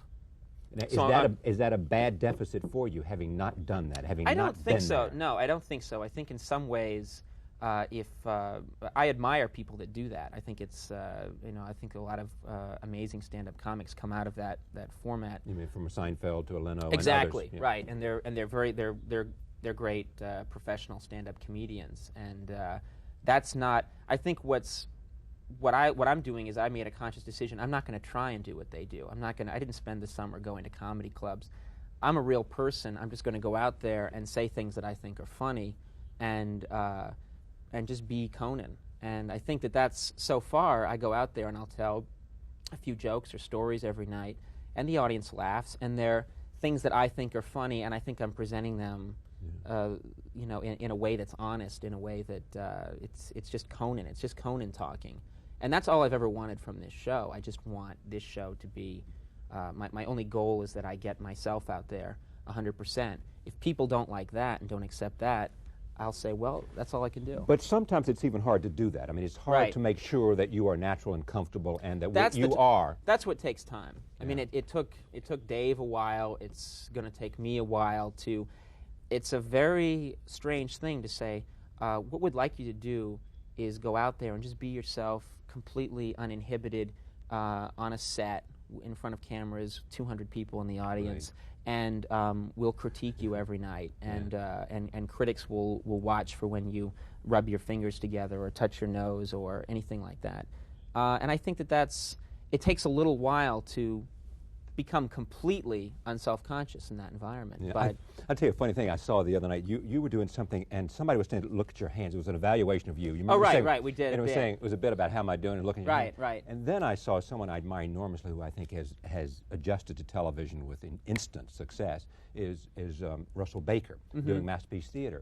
And he was standing up before this, on a couch, on the end of a couch, and he was doing his delivery, and it was natural, and it was flowing, and he had written it, obviously, and it was very good, but his hands were going just like this. And it made me think of that skit you were doing, because the guy was saying, what's he doing with the hands? Look at your hands. Right. Well, I think one thing that's, I wouldn't want to get, I do things, I have tics and mannerisms, and I think sometimes there's a tendency these days to think we've got to get rid of all of those and be just a completely smooth plastic performer. And what I think is nice is, no, my voice isn't perfect for TV. I mean, can't you tell? It's there are things about me that aren't perfect for TV. There are times when you can see that I'm just a little thrown, or you can see that I have that I touch my nose, or I do something like that. And sometimes I think, don't get rid of all that. In a way, I think I'm just a real person, and because it makes you authentic. Yeah, I think it's real. If this, I say, if for any reason down the road NBC would decide, well, this show didn't work, I'm proud. I think the humor reflects my sensibility. I think we're going for the music and the guests that reflect my sensibility for the most part, and we're doing the show I wanted to do. And so I would not feel any bitterness or sad. I would be sad because I enjoy doing it if it were to end. But I think we're doing what I want to do. If, in fact, you're doing the show you want to do, and critics, I just saw a piece by Tom Shells, I think, saying, look, it's not working for him as a critic. Does it bother you, or do you say to those critics, I'm doing the show I want to do. If you don't like the show I want to do, then sorry. I can't please everybody, but this is what I want to do. I've found my voice. It's the show I want. It's the combination I want. We are approaching what I want to be. Right. I think, first of all, to say that it doesn't bother me would be, I think like the rest of us, I'm human. When I always take criticism. It always rattles me somewhat. When someone says, I think his hair looks ridiculous, there's a little part of you that says, gee, does my hair look ridiculous? I think what keeps me going is that so far, anyway, for every critic that says it's not working for me, there have been, I think, 3 critics that say, there's something here, I like this. So for the most part, we've had positive feedback. The other thing is, I just don't know what else I could do. This is my show, and has any of this been good advice? I mean, if any critic written something and you said, he's right, Yes, yeah. And what did they say? Some have said I should get out of the country. I think they're right. I don't like America. Do the show from Jamaica. No, I think, sometimes I'll read things and I'll say, I agree. It's don't cough on the air. Right, Never a critic will cough on say the he air. coughs too much. It's a sign of weakness. No, I've had, sometimes you read something and they'll say, well, he doesn't, seem 100% comfortable yet in But the that's true. in the interview. And I'll say to them, I'll say they're right, and I'm aware of it, and I've got to get there. Sometimes they'll say, well, I don't know if the color behind him is very flattering. He's red-haired with blue-eyed, and I don't know if that mustard color. And I'll think, they might be right, and maybe we'll change that down the line. But when they get into, if a critic says, I don't know, I've looked at the guy and he just doesn't do it for me, there's nothing I can do. I mean, this is I'm not going to say he's got a point. I'll have my hair color changed, and which I'm going to do. You should watch for that in the spring. It's going to be exciting. What color will it be? Right. Well, we're going to go for a jet black. Yeah, that'll be nice. Kind Kind of of sexy. an Elvis look. Yes. Your CBS soon will put on somebody to follow Letterman. Yeah. My brother, actually. Your honeymoon needs the will then work. be over. Right. In a sense. This was a honeymoon? Yes. All right. All right. What a honeymoon. I can't wait for what's next. But there is some sense also that you're going to face increased competition. Sure. Yeah. Are you ready for that? Well, I'll have to be. I mean, again, there's only my job now is to try and do what I think is a good show every night. Now, there's some shows I walk away from and I'm not happy, but for the most part, I think we're on the right track and I'm happy with it. After that, there isn't a lot I can do. If they put a show up opposite me, people will prefer that show to mine, or they'll prefer mine, and there's not a lot I can do about it. Do you have an audience in mind? I mean, who is it that you think is watching the show, or who do you sense is watching the show? It's funny, you always sort of do a show. I mean, at the beginning I said, I want my brothers to like this show if I wasn't their brother, because my brothers and I used to, when we were young, we would stay up late and we'd watch SCTV and we'd play with the antenna and we'd try and it was bounced off a station in New York, and we could just barely get it in, and we would watch it and just love it, and we were just comedy enthusiasts. And this is Second City TV. Yeah, Second City TV. Before they went to network, when they were just coming out of Canada or something like that, it was. And I remember thinking when I got this job, that's all I want to do is do a show that people like my brothers would appreciate and like, people who are comedy enthusiasts. I'm not just doing the show for Generation X, whatever Generation X is. I've had a lot of, when I walk down the street, older people come up to me and say they like the show. They like the energy of the show and they're enjoying it. And also, I've had a lot of 15, 16, 17-year-old kids who are obviously comedy enthusiasts say, oh, they love this bit or they love that bit. Are the choice of guest directed towards any kind of audience? I mean, when you look at the guest, what are you thinking? Is it somebody I want to talk to, or is it somebody I think appeals to who I think my audience is? I think what's nice now about the show is that we just have the whole range. I mean, in a given night, there'll be nights when I talk to Steve Allen, a little girl who's 7 years old who flew a plane across America, and a 24-year-old actress. And it's just every, you get every different combination. And I actually like that. I like, the sort of smorgasbord feel to. I'm gonna talk to everybody, and we'll find out over time who am I good with.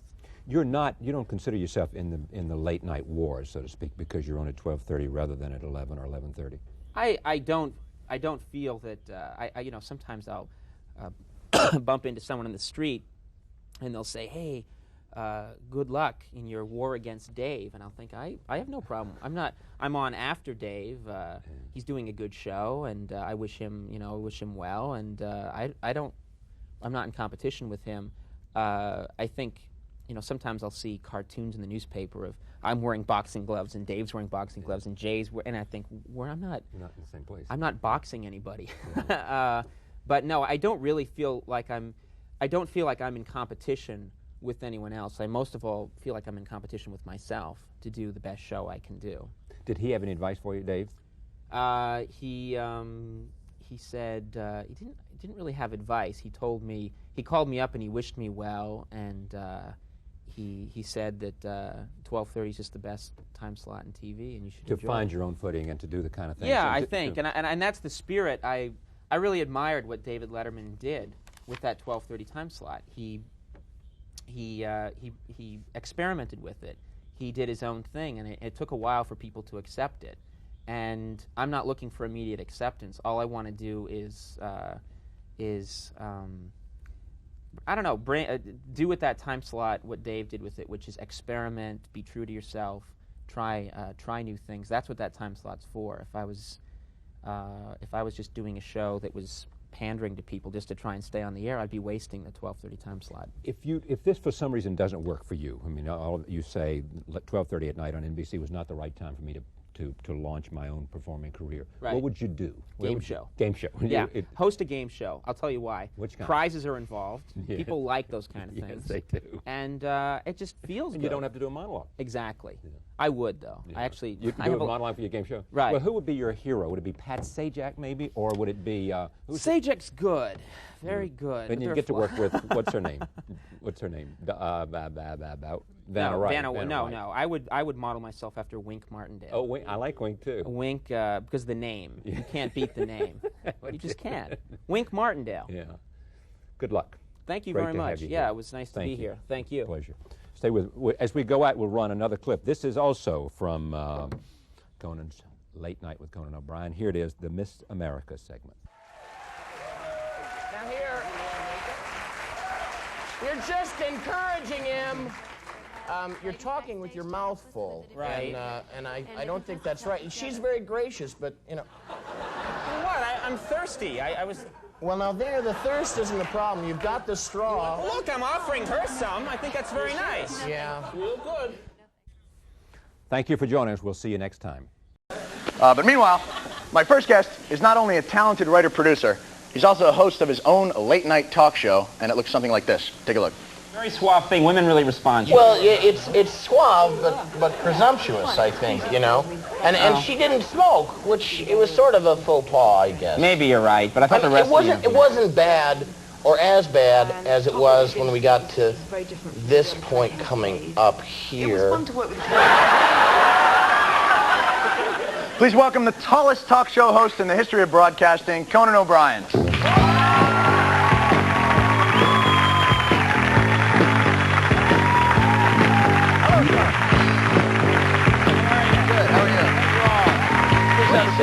Oh, thank you. I want you to sit. Oh, thank you. I will do your bidding. Have some water. Thank you very much. Do you mind, anybody? Thank you. Enjoy it. Now, I know you've been very busy, so I thank you for coming down here. Hey, no problem. Very nice to be here. And you were actually supposed to be here last week, but you had a very exciting event happen. That's right. I couldn't stop throwing up. No, I was supposed to be on the show last week, but I was invited to the White House, which doesn't happen to me often. And I was invited to the White House, and it was a huge event. It was like this biggest thing. I was very excited about it. And the whole event was ruined, because I had all this expectation. This is going to be great. I get to the White House. Right. It's an all-Irish event. Well, you fit in, I think. Yeah, everybody there. That's why they're inviting people. Like, everybody from Ireland was there. And it was this all-Irish event, and it sort of took some of the fun out of it for me. Like, everybody there had, like, a big fat head like mine, you know, red-faced. It looked like a family outing. It really did. No. And you build up the White House. You think, the White House, this is going to be the greatest thing that ever happened. You get there, all these fat-headed Irish people, and... Is it always like that, or was this a special I don't know. night? I think it was a special. It was a dinner for the Irish Prime Minister, which is why I was invited. And like, did you get to interact Donnie with the Most president? of Happy Days was like, it's like, and it's like, hey, I must be really. Oh, I see. Were you disappointed in like the interaction with the president? Or? Oh, not at all. Well, see, this is the thing: is that I'm in comedy. You're in comedy. When you get invited to the White House, you start to think to yourself, you know what I'm going to do? I'm going to say something pretty clever to the president. Zing him. I'm going to kind of get a zinger in there, and then I'm going to be able to go around and tell people, guess what I said to the president? Yeah, I got in a really cool line. And so the whole time I'm waiting in the line to shake his hand, I'm thinking, yeah, I'm going to do a little joke about Whitewater or something. I'm going to really say something cool, or I'm going to say kind of a cool flip thing. Finally, you get into the room, and you're immediately transformed into a nerd. I mean, immediately, because you're in the room with the president. So immediately I was like, all right, and here's the president right here. Hey, Conan, how you doing? It's really good to meet you. It's a great country, America. Yeah.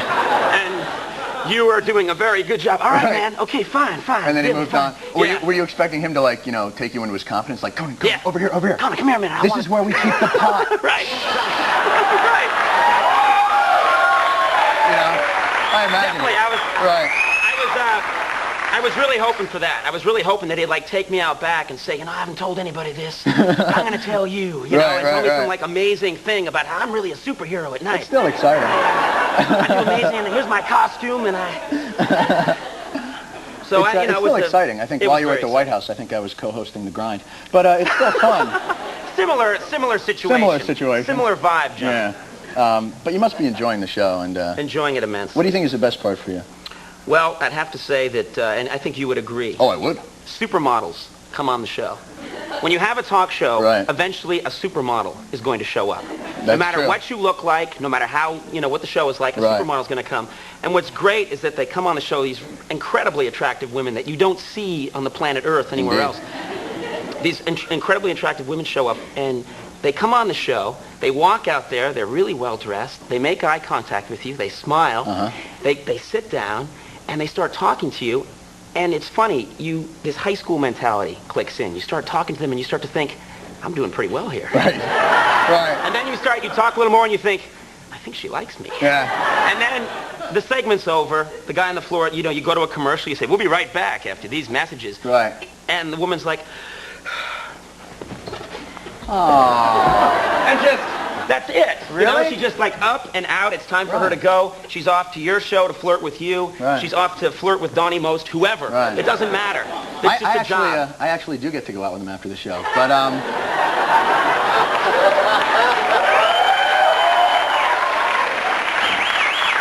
that's one for Cable Boy. It's cool. We have shared a lot of guests. You know what I love? The sitcom guests, the guys that you have on from the old days. That's the dream come true when you have I think probably even better than the supermodels, if such a thing is possible. When you do a show like this, heroes from your sitcom youth show up eventually. And we had, and what's great is that they act like they do in TV. That's like the most rewarding thing. You know, Mary Tyler Moore will come on and she'll act kind of like Mary from the old Mary Tyler, and you'll think this is so cool. Throw her hat up. Exactly right, and it freezes. It freezes just like it did on TV. It doesn't fall. Amazing. I don't know how she does it. And what was really great is that we had Werner Klemperer on the show, the guy who plays Colonel Klink on Hogan's Heroes. And you know, I watched that show. That's all I did when I was a kid. They would bring my food to me, and I would just sit there and watch Hogan's Heroes around the clock. And he came on the show, and he was just like Klink. He really was. I mean, he was sitting there, and he even had a monocle. And you know, I went and talked to him just before the show, and I was saying, you know, it's all going to be fine. And I was talking to him, and he was saying, thank you very much for having me on the show. I really appreciate it. And just then... That's a good Klink. That's my Klink. Thank you. Good Klink. I also do LeBeau, but that's extra. And what was great was that he started acting a lot like Klink. We had this bit prepared where we were going to kind of make fun of him on the air. We were going to spring it on him. It's a very cruel show if you've ever seen it.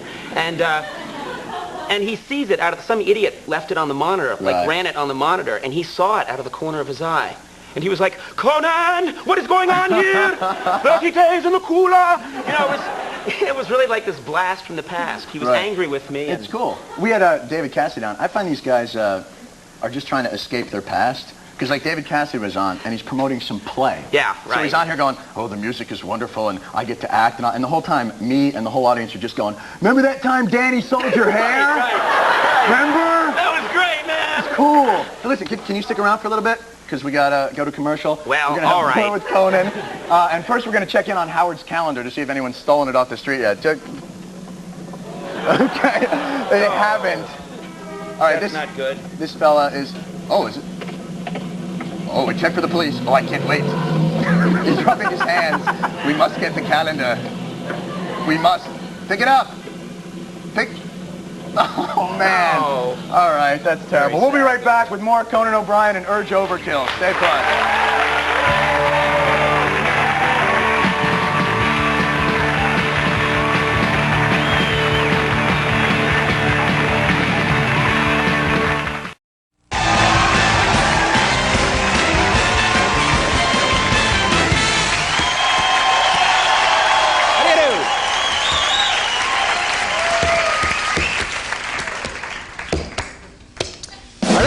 Our next guest is the personable young host of Late Night with Conan O'Brien, which can be seen nightly on another network. Which one? There you go. Ladies and gentlemen, do me a favor and give a nice warm welcome to our friend Conan O'Brien. Conan, come on out.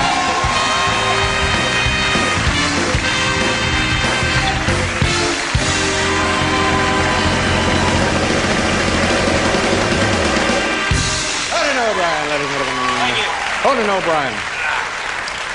Welcome to the show. Welcome to the Ed Sullivan Theater. This is beautiful. Thank you. Fantastic. It's a pleasure to have you here. You know, even if I wasn't somehow involved in this story, I would be fascinated by it. Don't you think? Yes, yes. It's a fascinating story, the whole thing. How have things gone for you over there? How has it been kind of more of an adjustment than you thought it might be? Moving, you were primarily a writer, I guess, before this. Yes, I had done some performing, but there are a lot of things, as you know, to get used to. It's a very complicated job. Yeah. I mean, I didn't understand this when I took the job, but there's someone called a stage manager on these shows. I'm sorry, what do you say, Conan? A stage manager. Oh. Yes. You should write this down, Dave. You see, Dave, TV's a very complicated thing. I'll talk to you after the show. Anyway, there are these stage managers. I didn't know this was part of the deal. Their job is to give you these signals, like 2 minutes left, 1 minute, 30 seconds They keep wrap. you posted. They keep you posted. They're your connection to the control room. That's right, exactly. And you get some strange ones. I mean, about 3 weeks ago on the show, I'm doing an interview. It seems to be going well. And they hold up a card that says, "Wipe your chin." And I felt like Ronald Reagan or something. It was very, I mean, I remember thinking, is this part of the deal, you know? I felt like a complete idiot. And of course, everyone in the whole studio knew that I was drooling. I didn't know. They hold up a card and the whole audience can see it. "Wipe your chin, idiot." And what is it? "Wipe your chin, idiot." they added an idiot. Oh my God. We had a supermodel. We had a supermodel on the show. Beautiful woman. Which one? I don't know, Dave. Yeah, I know. It was a one-night stand. I don't know. Hey, hello. Look out. And no, but she came out wearing a slip that was just barely. She was barely wearing this slip. And the interview is about 3 minutes into the interview. I'm in the moment. I'm talking to her. We're having a good conversation when they wave a card that says, "Her breast is showing." Whoa! And it occurred to me, why are you showing me this card? What can I do about this? Yeah. If I try and correct the problem, I will be sued. So they want me to leave. One false move and you're in handcuffs. I was more than happy to try, but it's very. The other thing I've noticed, you don't have this problem anymore. You may never have had this problem, but when you do a 12:30 show, I've noticed that when people compliment you on an episode, they also feel obligated to tell you why they were up that late. And it's very funny. And, I mean, people come up to me and they say, "You know, I saw you with Lisa Gibbons. You were really, it was a great interview. I really liked it. Someone pulled a fire alarm in our building." And so, you know, I was coming back into the house, the TV was on, or someone will say, I saw you with Rich Hall. It was a very funny segment. I burned my hand about 2 days ago, and I have an ointment or a balm that I have to apply every few hours. Every few hours, and so I was applying the balm. The TV happened to be on, and it was not a bad show at all. Time for the medication, and I'm just using it as a nightlight. Exactly. Saw you right there. So it keeps my ego in check. I know more about people's maladies now than I ever. You know, you do. I was on. You were nice enough to have me on the show a few months ago, 2 or 3 months ago. You were nice enough to come. It was great, and when I watch the show, I'm very impressed because it always looks like you and your staff, a bunch of hardworking, smart people, doing a great show. And I think it still continues to be very impressive. Thank you very much. We got you know, here are stage managers. They take naps next to the camera. I've noticed that. He's out cold. We'll do us a commercial and continue visiting here with Conan O'Brien, kids. Come on back.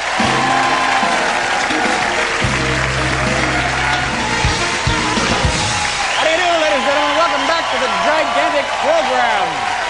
Conan O'Brien from the very popular late-night television program Late Night with Conan O'Brien. And I found this very impressive. I was told, I guess this is true, tell me if it's not, you received, oh, that's good, Biff. Thank you very much. I'm trying. I'm doing the best I can. Just put that away and go back to sleep. Thank you. I was told that you received was it a fan letter from the White House, from President Clinton? Yes, President Clinton sent me a letter, said he was a fan of the show. I think Hee Haw also got a letter. So I don't know, but But no, I was very impressed. I got the letter, and then he followed it up by inviting me to the White House. That's very nice. And yeah, it was terrific. It was for, this is true, it was for prominent Irish Americans. It was on St. Patrick's Day. And I don't know why one would laugh at that, but there were some very famous people. Richard Harris was there, Michael Keaton was there. And then there's some, I think Donnie Most from Happy Days was there. I didn't know he was Ralph Irish. Malph. It turns out he isn't even Irish, he just has red hair. And so they invited him too, and I thought this is a great opportunity. I'm going to get when I meet Clinton, I want it to be this great exchange that I can then live off of for the rest of my life. Looking for a moment. I wanted a great moment. Yeah. I'm in comedy. I can just tell this story, for 100 years afterwards about my great meeting with the president and what did I say. So I'm in line, you wait in this long line to meet the president, and I'm thinking, I might give him one of these, it's nice to meet you. Gotcha. I might try something a little... something punky, sure. Yeah, something a little punky that I can then tell people, and they'll be like, wow, you did that? So I'm thinking in the line, and you get to the head of the line. It's like a ride at Disney. Suddenly you go over the top, a gate opens, you get to the end of the line, and I'm shot out right there to President Clinton. And I froze. I completely froze. All those, wise Alec ideas go right out of your head. And the president said, this is Conan O'Brien. He's one of our late-night talk show hosts. And he is, this is Mike Clinton, by the way. Yeah. Very effective. Yeah, I'm just telling you. I'm not an impressionist, but... Could have been Reagan, too. Yeah. Would have worked for either. It's all-purpose. Your all-purpose presidential impression. This is my all-purpose impression. It could be so many people. And anyways, he's one of our late-night talk show hosts, and his people are from Ireland. And the Prime Minister of Ireland is right there. And the Prime Minister of Ireland said, tell me, where are you from? Where are your people from? And the Prime Minister leans in, like, he wants to know. And Clinton leans in, like, oh, man, this is going to be good, yeah. He leans in, too, and there's this moment, and I said, I don't know. And immediately the line pushes past me. Donnie Most was next. He said something really clever. He hung out with the president all night. You become an instant boo. Yeah, and so, later that night, I'm trying to live off this story. Like, you know what I said to him? I don't know. That's pretty good, huh? It sounds a little like Clinton, a little like Reagan, and a little like Clint Eastwood. So you have kind of a whole thing going there. It's a collage. Now, here's a part of this story that you are probably sick and tired of talking about, because I think people are under the impression that you came from nowhere to suddenly be hosting a network television program. But you had performing experience before. I had performing this, experience. I had done a lot of improvisation. I had worked with the Groundlings Theater. I had done quite a bit of work on Saturday Night Live. And I also had been doing so well in my performing career, Dave, that I actually was in the pilot of a very successful NBC sitcom. Mm-hmm. And for some reason, I'm not really sure why, they cut me after the pilot was done. And the show so you were only in the pilot? I was only in the pilot, and the show went on to become quite successful. I'm a little bitter about it, but it's not a big deal. I think we have a clip of that. We're going to show it if you don't You mind. have a clip of it? Yeah. I don't... Al, do me a favor. Go ahead and roll it. Don't know about the future, that's anybody's guess. Ain't no good reason for getting all depressed. Fire up your pad and pencil, I'll give you a piece of my mind. In my opinion, nation, the sun is gonna surely shine. Well, I think it all worked out for the best. I think so. Very disappointing. Conan, nice to see you. Thanks for having me on, Dave. Great job, and a great job with the show. Say hello to the folks back over there. Conan O'Brien, folks. We'll be right back here.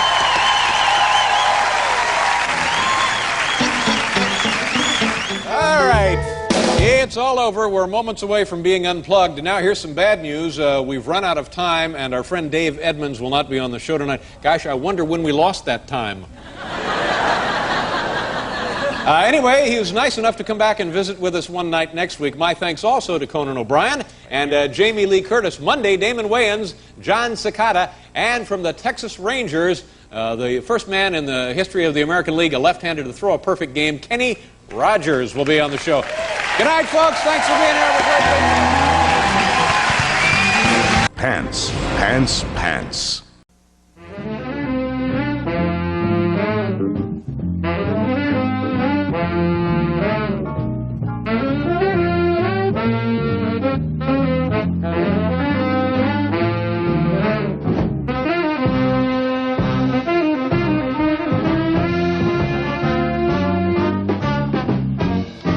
folks, and welcome back, everybody. I'm Tom, and this is the Colorcast now for Tuesday night. It's the 9th of August, 1994, up and running, as you can see, from beautiful downtown Fort Lee, New Jersey, overlooking the fabled George Washington Bridge. Weren't these here last night at the same time? It's like we're having a funeral tonight.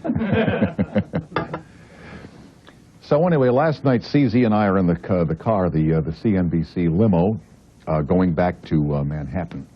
You know, I've often wondered if you've been in New York and you go down the West Side Highway, you see Manhattan and its enormity, and then you look across at New Jersey, and there's not much over here. You know, there are some apartment buildings and stuff.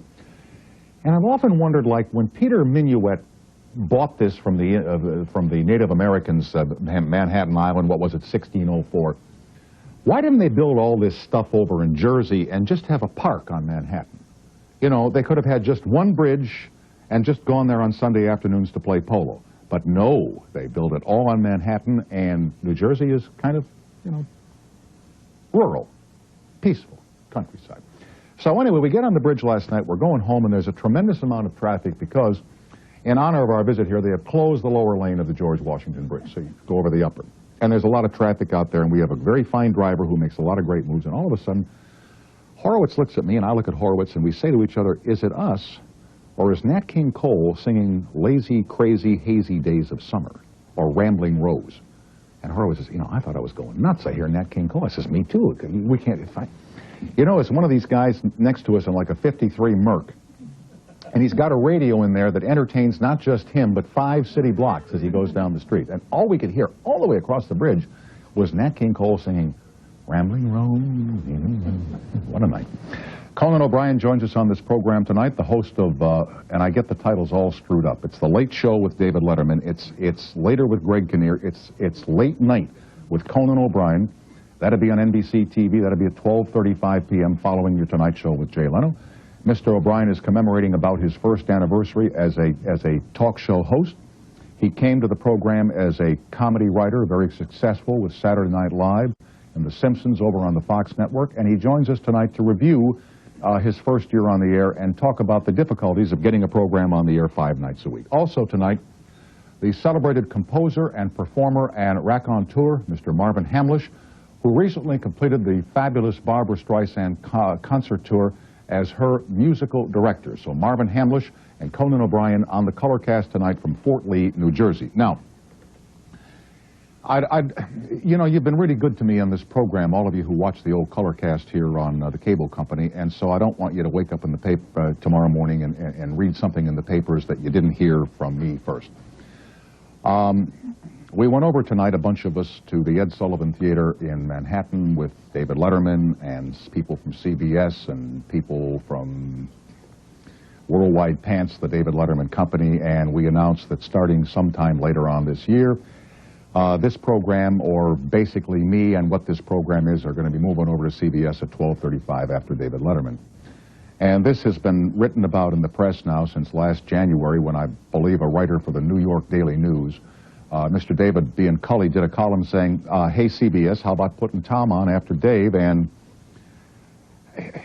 I'm going to wake up any second and the alarm clock is going to go off, but I love late night so much, and I love David Letterman so much as a friend and broadcaster, that I just decided, let's go do this and see what happens. So I hope you'll join us over there whenever this happens, very, very late this year or early in 1995, and we'll have the 800 phone number, and we plan to be on CBS Radio simulcasting, and we'll try and involve you in that program as we have in this one once it starts. And I also want to thank everybody here at CNBC, from Roger Ailes, the president, down to Andy Friendly and Mark Rosenweig, who have a direct involvement with this program, and Tom Rogers from CNBC and NBC Cable, for allowing me to pursue this and being gentlemen about this and making it a very, very pleasant experience, and what I hope will be a very, very smooth transition. And by the way, we'll be announcing an 800 phone number, and if you'd like to host this program in the future, you can just call us up and, you know, just come on in here and try it out. So anyway, like I say, you know, we're family here, and I don't want you to read this in the paper, so tomorrow morning it might be in there that Tom's moving over to the other place at the end of the year. I'm sorry, I didn't want to. I'm sorry. Should I tell him the story about the newscaster? Yeah. There's a newscaster who was very popular. I won't give his name. Ernie Anastas. Oh, no. Ernie was very, very popular at Channel 7 Eyewitness News here in New York, and Ernie left Channel 7 to go to WCBS some years back. So one night, Ernie, who's a very fine newscaster, very popular here in the New York area, Ernie's in a restaurant, and a guy comes over and he says, "Hey, Ernie," he says, "I hear you're going from Channel 7 to Channel 2. Ernie says, "Yeah." He says, "I'm going to miss you." So I hope we don't get too many of those letters, you know. No. Anyway, here on videotape is just a little snippet of what transpired tonight at the Ed Sullivan Theater over on 53rd and Broadway in New York, New York. You folks at home, watch the monitors. As we started our television program in February of, was it 80? February of 81 or something? 82. 82. Thanks, Tom. You're welcome. Don't ever correct me again in public. How many people are there in the country? 250, 60 million people? And how many people would you guess, Dave, watch the Conan O'Brien, the late night show over there at NBC? About half that?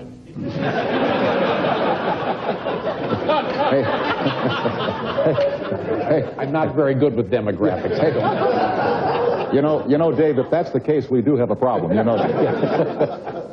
But let's say, just for the sake of conversation, that 5 million homes watch the program on NBC, Conan O'Brien, who, incidentally, I'm interviewing later tonight on CNBC. And that leaves 245 million that are not watching that program. I mean, we will settle for... Did you just crack your nose? What's the matter? Getting on your nerves already? God almighty. First, don't correct me, and now this, for God's sake. You said money's not important, but how much is the unimportant money involved?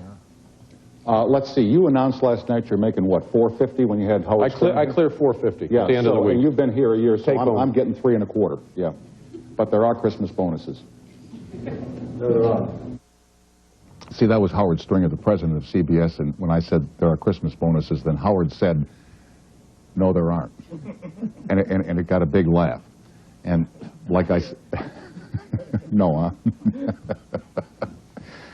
Anyway, we'll be back here with Conan O'Brien and your phone calls, and a little bit later on, Marvin Hamlish will join us for a sing-along. Settle back, fire up a color-tini, and watch the pictures now as they fly through the air. I'm sorry.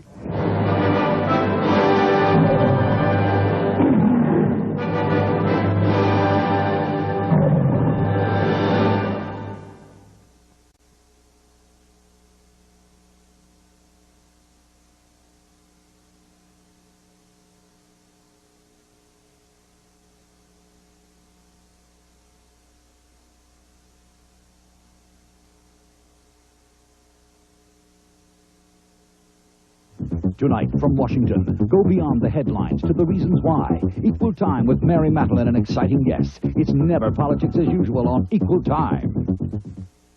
We are back and joined by the star of Late Night with Conan O'Brien. Obviously, he'd be the star, or his name would not be part of the title. And this is the first time he's been here since the announcement about, what, a year? You were the first show I did. About a year and a month ago, huh? No, it was longer than that. It was in April of '93. So yeah, it would have been a year and like 4 months ago. Or something. And you've been on the air now for about 1 year. Just about a year, coming up on a year. How has it changed? You know, I remember we asked you in the beginning, what's it going to be like? And my God, how could you know? How can you really know? Right. Exactly. But now that you have done it for a year, if it were a piece of film and you could hold it up to the light, what would you see there? You'd see the whole show slowly evolve into an hour of country music, which is what it is now. I don't know if you've checked it out lately. I have, yeah. And we have a whole... I like when Dolly Parton comes on. That's She's good. Yeah, great. yeah, it's fabulous. Yeah, We yeah. get a lot of the hee-haw gang Yeah, in there. it's fabulous. We have yeah. a good time. And then Kenny Rogers the other night, man, was that fabulous, huh? When he did the gambling song? Yeah, that was thigh-slapping time. Anything, yeah. Yeah. Just good old country humor. Yeah. I think you would see, first of all, you'd see my hair get under control in the course of the year. You get the old kinescopes from back a year ago, and you look at the show. My hair was way out of control. Now, it's calm, it's relaxed. Well, you don't shake your head around as much as you used to in your monologue, I don't. and you used to kind of shake around and that and make the bangs go and Exactly, stuff. Yeah. exactly. And it was a zoning problem within the building. We had the pompadour knocking out Klieg lights. So the whole thing is, I think, more relaxed. I think the show is. And what about the process by which you get this thing on the air? I've been at NBC when you and your gang have been working all day doing, rehearsing your comedy material and stuff. You know, people would think that you go in and you work 1 hour a day. Not so. No, it's like an hour and 20 minutes. Yeah. I mean, yeah. I show up at about 4 in the afternoon. Yeah. Drunk out of my skull. I hear that about you, yeah. Yeah, you gotta, every day as I get in there around 10 o'clock in the morning. You're kidding. No, I get in there early and I clean out the bathroom. And I'm responsible actually for, there are a lot of meetings on these shows. I mean, you gotta meet with your segment producers. I'm not telling you anything you don't know, but we do a lot of comedy on the show. There's a lot to do. It's a full day doing the show. And then usually I'm there till 9, 10 o'clock at night. What do you like on television? You know, we were talking before here about television. Like when you were a kid, it's totally different from what it is now. You know, tell the folks about when you were a kid, if it just came in clear. This is what I was saying to you just before the show. There's already a generation gap between me and my younger brother. My youngest brother, Justin, is 10 years younger than me. And I had a very different experience watching TV when I was a kid than he did in just that 10 years. I remember when I was a kid growing up, there was a real excitement. If you turned on the TV and you were flipping around, and if a station came in clearly, there was this excitement. It's coming in. It didn't matter what it was. You could be watching Candlepins for Cash, some kind of bowling show. It didn't matter. If it came in clearly, there was this real visceral excitement. This comes in good. This looks good. Let's watch this. Let's watch it. And TV is it's changed so much just since I was a kid. I'm 31 years old, but I feel like an old man when I talk to some younger viewers sometimes because they have a different experience. They are 60 channels. They're all first-run movies showing. I know, and then consider the differences between my first experience viewing television and yours. When I was that age, television came on Wednesday through Sunday only. It came on at 4 o'clock in the afternoon and left the air by 7 o'clock at night to get out of the way of radio when the big-time radio program started. It was in black and white, and again, reception was a major problem. They had the test pattern with the round circles. And we would spend the afternoon adjusting the set so that the circles were round, so that therefore when people came on, their heads were not out of whack. There was also, I remember there was there was a screen before they had color TV sets, they had a screen. You could put it in front. You could put in front of the TV that gave it sort of a greenish hue. What it was, it had like yellow right here in the middle and blue here at the top and green here at the bottom, and so that when you watched it, because the picture flickered anyway, the reception was so imperfect, it would appear as if you were watching some kind of a color image. Sure. And then in the 50s, I long for those days, by the way. They were wonderful days. They were wonderful days in broadcasting because you could watch them inventing something before your very eyes, and it was all live, so you saw the warts. And then in the 50s, there was talk of color television, but on our block, Dad would always say, we ain't getting that color till it's perfected. And I mean, you know. Well, we didn't get a color TV set in my house till I think it was 1977. That's pretty late. We were watching an old black and white. You're kidding. And my oldest brother, Neil, well, I come from this family where my dad drives the car until the wheels fall off, Literally, when a car has 250,000 miles on it, it's broken when the car could have gone to the moon and back, my dad starts to consider maybe it's time to, you know, put new wood paneling on this old thing, you know? That's when he even starts to consider. But in my house, we did not have color TV, and my brother Neil, my oldest brother, was vehement about this. We've got to have color TV, and all the shows were in color. Oh, we too were begging for color TV, and my dad would always say, "It's not perfected yet." Into the 60s, it still isn't perfected. Well, you're right. You're right. You know, you're absolutely still correct. Isn't quite there. We are here with Conan O'Brien, who is the host of Late Night on NBC. It comes on the air at 12:35 Eastern Time.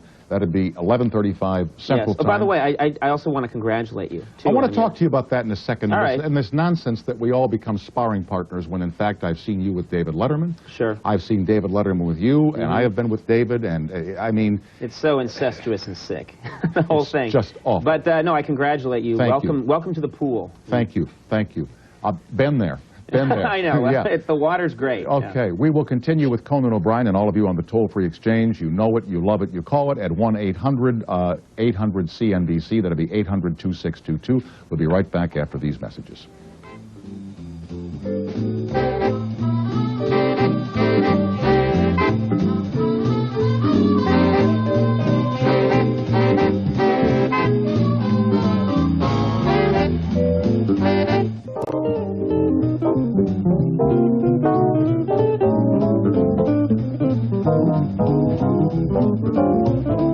We're back with Conan O'Brien from the late night over at NBC at 12:30. I mentioned in the break, you have, if not the best, one of the best bands in all of talk show television, the Max Weinberg 7. The Max Weinberg 7.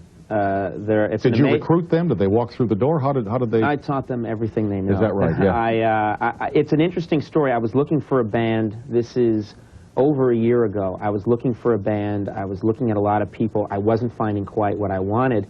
I was staying at the Riga Royal Hotel right here in New York. I mention it because I get paid if I do. I understand. And I went out one night. I had a bad headache. Literally had been searching for a month, I think, for a band. Couldn't find one. Went out to get aspirin. I'm standing on a street corner on the west side, you know, in Midtown, and I've just bought the aspirin. I have my little bag of aspirin. I'm standing on the street corner, and I hear someone say Conan O'Brien. I turn around, it's Max Weinberg. And we started talking. He said, listen, you know, I knew him from the E Street Band, and he said, I think I know what you're talking about. I said, I'm looking for a band that will bring back this kind of old era of TV music, but do it in a new way. Right. And he said, I think I know exactly what you're talking about. And I thought about it for a while, and he auditioned, and right after the audition... Oh, you know, sure. Yeah, and it just got into a small room, and it really, he blew the walls off that room. It's almost a big band sound. Not very many musicians, but they do have a big sound, and they... what I like about it is that a lot of people have commented, it's nice to see a drummer lead the band. And a lot of people, a lot of young people have said to me, they've never seen that before, and what a neat idea. And what they don't know, and Max and I have talked about, is that drummers used to be the leaders of the band. Oh, they drove the band. No question about it. Tex on... Beneke and Les Brown and all of them. Yeah, and it works on TV, too, because you see Max drumming. It's very kinetic. It's very visual. And it's fun to look at. I mean, I was a frustrated drummer for years, and I just like to watch it. I just like to watch it. It's very, very good. It really, it kind of pulls the show together in a very, very nice way. Anyway, folks are stacked up on the toll-free highway. Here's Dave calling from somewhere in Florida. Hi, Dave. It's Tom. How are you? How you doing, Frank? I'm pretty good. How you doing, Tom? Pretty good, Dave. How about yourself? Terrific, man. I got your card yesterday. Oh, good. Thank you so kindly, man. Very, very welcome. To do with that. What card was this, Dave? This was the second one. Remember I sent you the where they mushed the about the dot? Yeah. Yeah, that was a screw up. Okay. Well, leave it to our postal service, Dave. I'm sorry to hear about all the snow you had in New York last night. All the what? Frank Field wasn't there to predict the weather? No, he was here last week.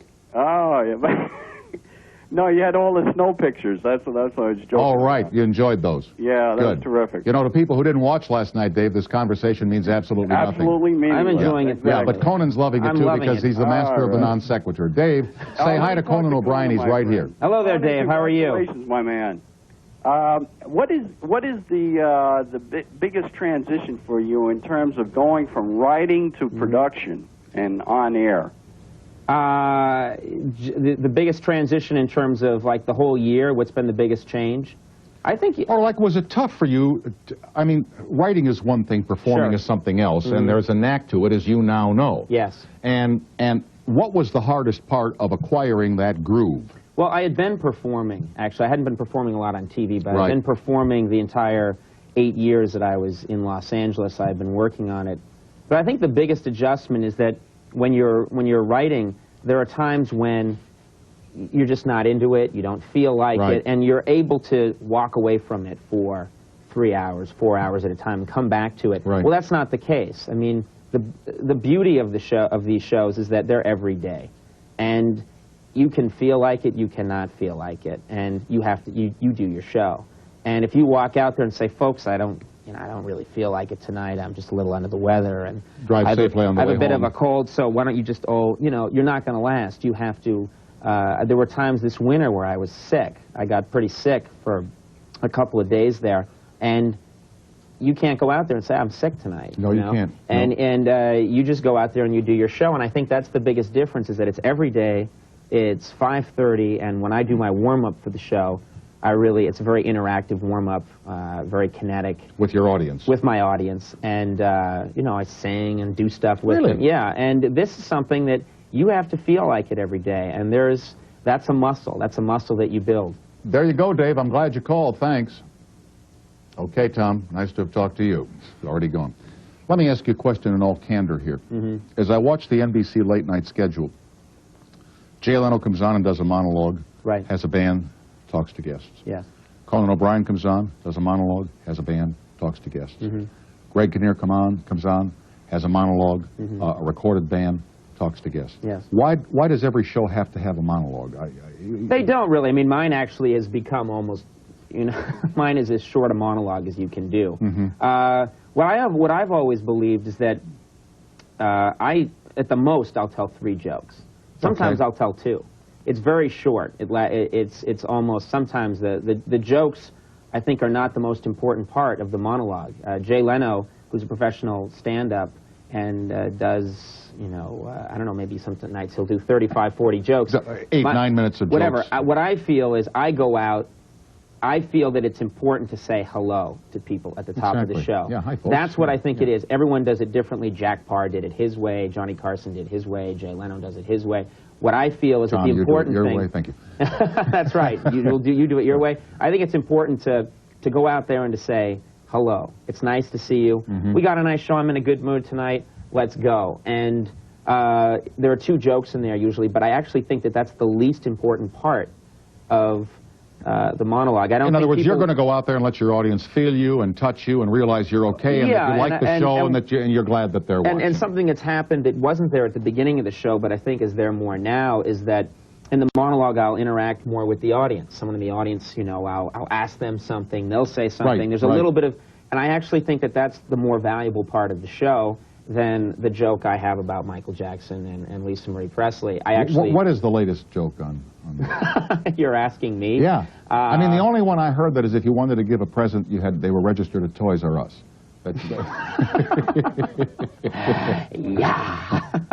Yeah, no, that's not bad. No, I think we did one on the show. I said, this is interesting. Wait, I got to do the commercial. With, the joke, and then Leslie from West Orange, New Jersey, with Conan O'Brien, and then very shortly Marvin Hamlish. We will continue from Fort Lee after this.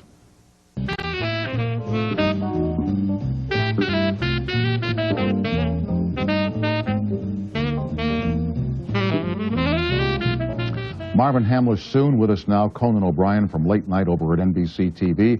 And the Michael Jackson joke, we're going to take a pass, right? I can't top those ones you told during the break. What is there anything that you don't do jokes about, like O.J. Simpson? You don't do. That's funny. I mean, that's something that we did a comedy piece about actually a comedy piece which was more about the way the press was covering it. We did a comedy piece where my sidekick Andy Richter was missing from the show, and I said, well, let's see where he is, and we cut, and it's the white Bronco on the freeway, and Andy's in it, and we're talking to him on the cellular phone, and he's saying he won't come back till they return the soap operas to daytime because of the coverage. And it was sort of a piece about the whole thing. It's the periphery, right? Yeah, but getting into the specifics, it gets a little dodgy because it's a murder. Of course. People died. Not funny. We are talking with Conan. Here is Leslie from West Orange, New Jersey. Hello. Hi, guys. Hi, Leslie. How are you? Hi, how are you? I'm fine, thanks. Okay, what's up? Nothing. Okay, well, I just have a couple questions. Okay, go ahead, Leslie. Conan, the floor is yours. The floor is yours. Oh, thanks. Conan, I was just wondering, do you ever, these are 2 questions actually, do you ever get really bad stage fright, and do you ever get totally starstruck? I vomit before the show, before every show. Stop it. I do. It helps me. It's a purging thing. What you do is, I don't, before the show, more or less, you get up for the show. I don't really anymore get, you know, crying and weeping and gnashing my teeth. Do you get nervous sometimes, though? Sometimes you won't get, sometimes what you'll do is I go out and I sense that the audience is maybe a little more sluggish. You'll think, all right, you know, you'll have the tinge of, okay, let's go. We got to win these people over. The starstruck thing is interesting because we were talking about this just before the show. If not starstruck, do you get a kick out of meeting all the people that you never got to meet before? Yeah, and I really do. I had asked you, is that something that goes away? Because here it is a year later, and certain people will come on the show, and I'm really happy to meet them. And I think, wow, that's great. You know, Michael Caine is here. Or like tonight when you met Marvin Hamlish in our green room. Exactly. No, I was talking about, you know, you go in and you meet these people, and it doesn't go away, and I think that shouldn't go away. It's nice if it comes across on camera. I think especially for me, because I, you know, came out of nowhere and I'm doing this, it's nice for people to see, oh, he gets a kick out of me in this person. Exactly. And I've always hoped that it wouldn't get jaded. It doesn't. It truly doesn't. I still, even when I saw Marvin tonight, I haven't seen Marvin for maybe 3-4 years, I truly enjoy seeing him because I feel to be a friend, yet I don't see him all the time because I live there and he lives here. Leslie, I'm very glad you called. Thank you. All right, bye-bye. Richard in Montclair, Virginia. Hello. Hello, Tom Snyder. Yes, sir. Richard from Montclair. What's going on? Hi, Conan O'Brien. I'm a big fan of yours. Oh, thank you. Nice to talk to you. I was wondering, do you love Howard Stern? Oh, Yeah. How could you not? Yeah, I do. Actually, I went on Howard Stern's show a couple of months ago, I think. Yeah, I do like Howard Stern. Hey, are you still there, Richard? Not a chance. Why did he go? Well, because we Why have didn't a... he stay and No, talk to us? he would stay, but we... Why didn't he stay and talk to us? There's a policy that I'm if all they right mention now. Howard Stern, the presumption is they're going to be vulgar, so But therefore... he seemed like a very nice young man. Here's what I want to know. I wanted to speak to him. I wanted Here's to what hear. I want. You know, the what he had biggest to say. piece of news that was made last night, you know, Stern was on the Letterman show last night, knocking me, which he always does, which is fine. But he's leaving radio when his contract runs out in 17 months, which I think is an enormous announcement. You know, can you believe that Howard Stern is leaving radio? What's he going to get into? Where's he off? Well, considering how good he's done running for governor of New York in movies, I'm sure he'll find something. But it would seem to me that if somebody who loves Howard Stern, I'd like to hear how they're going to survive after this man leaves radio, if in fact he does that. It may just be a ploy, we don't know. You never know with Howard Stern. He's wily, he's crafty. You never really know what he's up to. As I said about Crazy Eddie's prices, he's insane. It's nice of you to come by here tonight. Yeah, it's nice of you to have me. My great pleasure. Continued success. All right, we'll see you around. I'll see you over at 6A whenever I can make it over there. Come on I'd over love to come by. anytime, and congratulations. Oh, thanks, Conan. See All you right. soon, my friend. We'll see you. Conan O'Brien, 12:30, NBC television, actually 12:35, after The Tonight Show with Jay Leno. Back with Marvin Hamlish and the music of Barbra Streisand. Well, actually, Marvin Hamlish talking about the music of Barbra Streisand and, you know, tulips to the second caller from Edaville, New Jersey. We'll be right back after these messages. Get off me, please.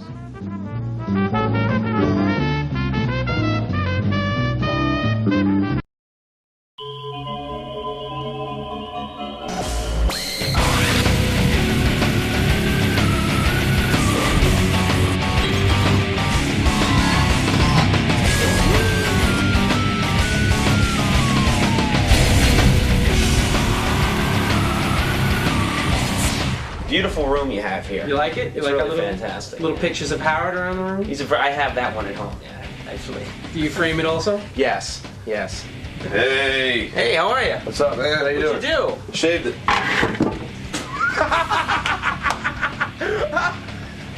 Well, it was old anyway.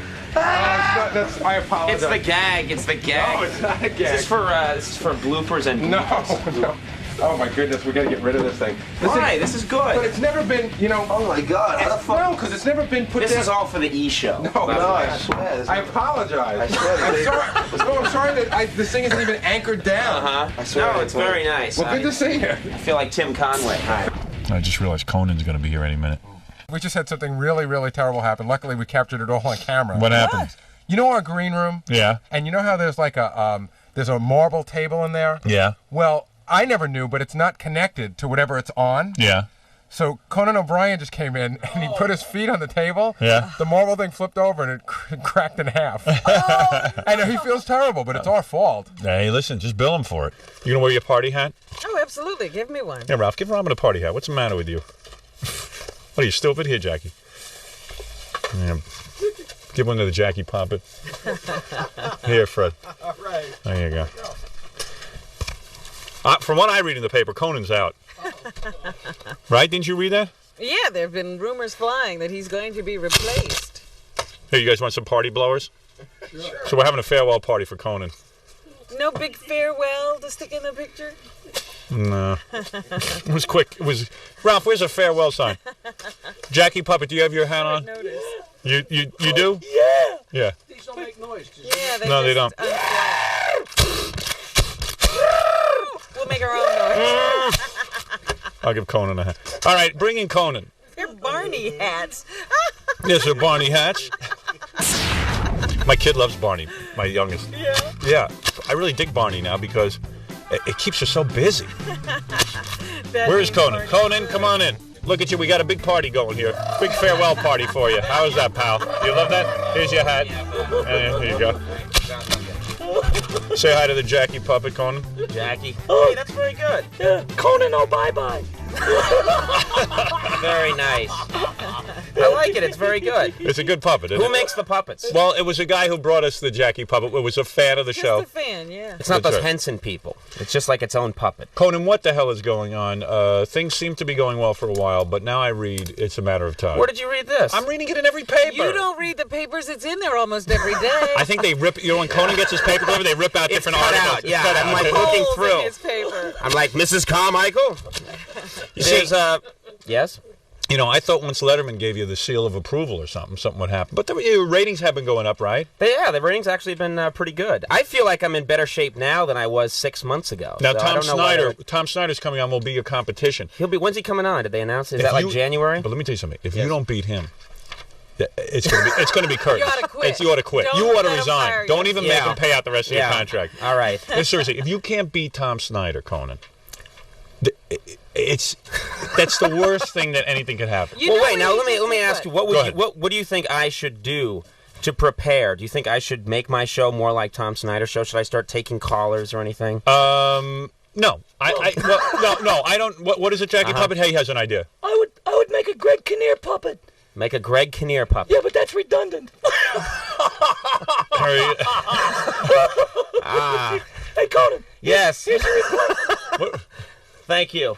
What is that? I'm not sure. That's your replacement. What is that? A test pattern? The NBC test pattern. Oh, the NBC. Here it is. Let me see that.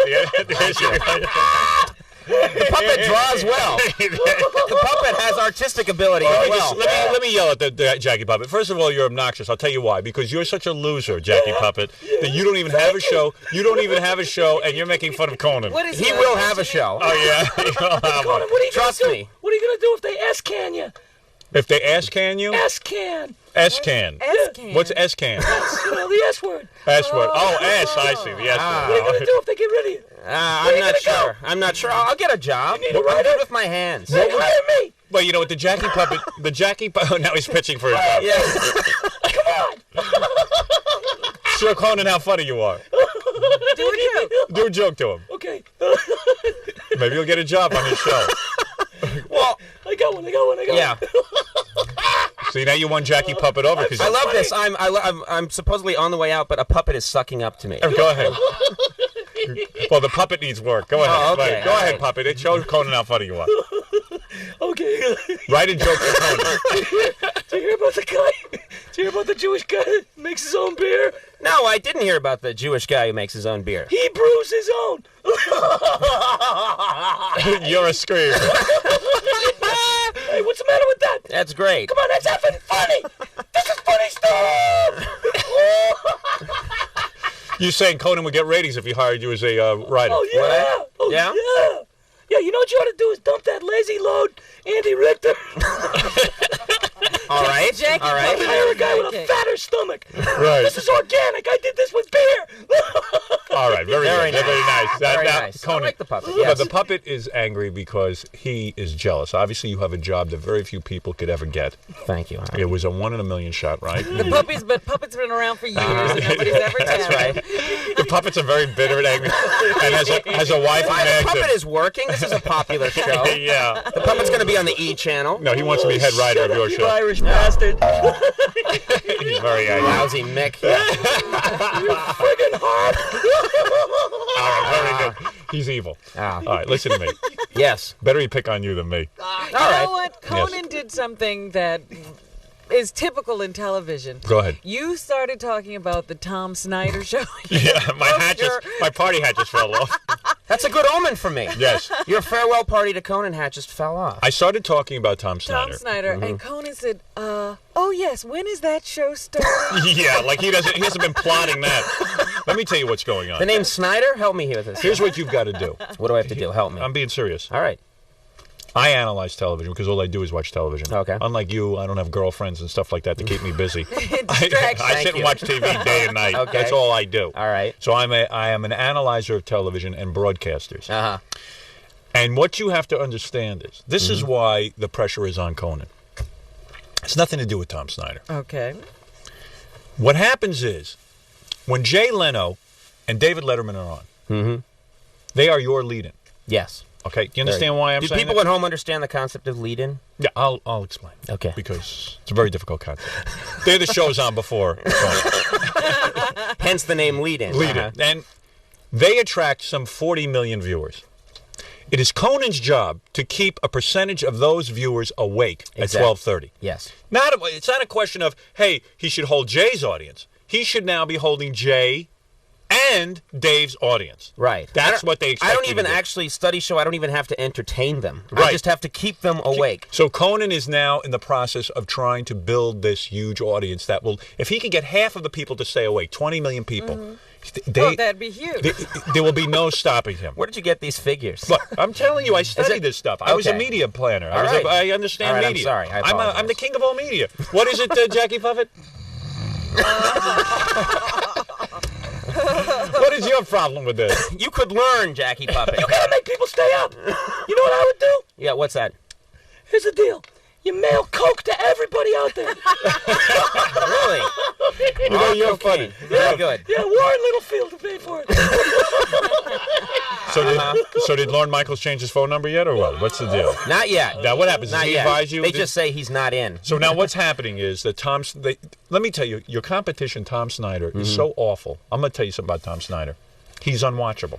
So you are so lucky that Letterman is so insecure that when he came to hiring someone who would follow him, he had to find the weakest individual in the world, because Letterman doesn't want someone outshining him. If you don't think this is the truth, there isn't a person in the industry that doesn't know it. Right, Jackie Puffett? Yeah.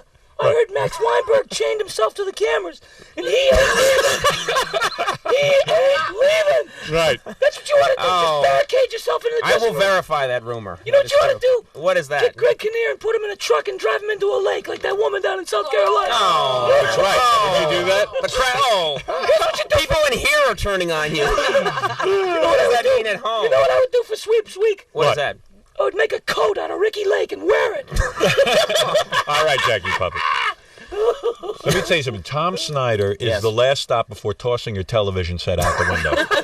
So you're lucky. I mean, this is unbelievable luck. And the reason Letterman hired Tom Snyder is because this Snyder is so bad. I am telling you, on his show on CNBC, that when I tune in, I see an interesting guest sitting there. I say to myself, I'm going to watch this because I like this guest.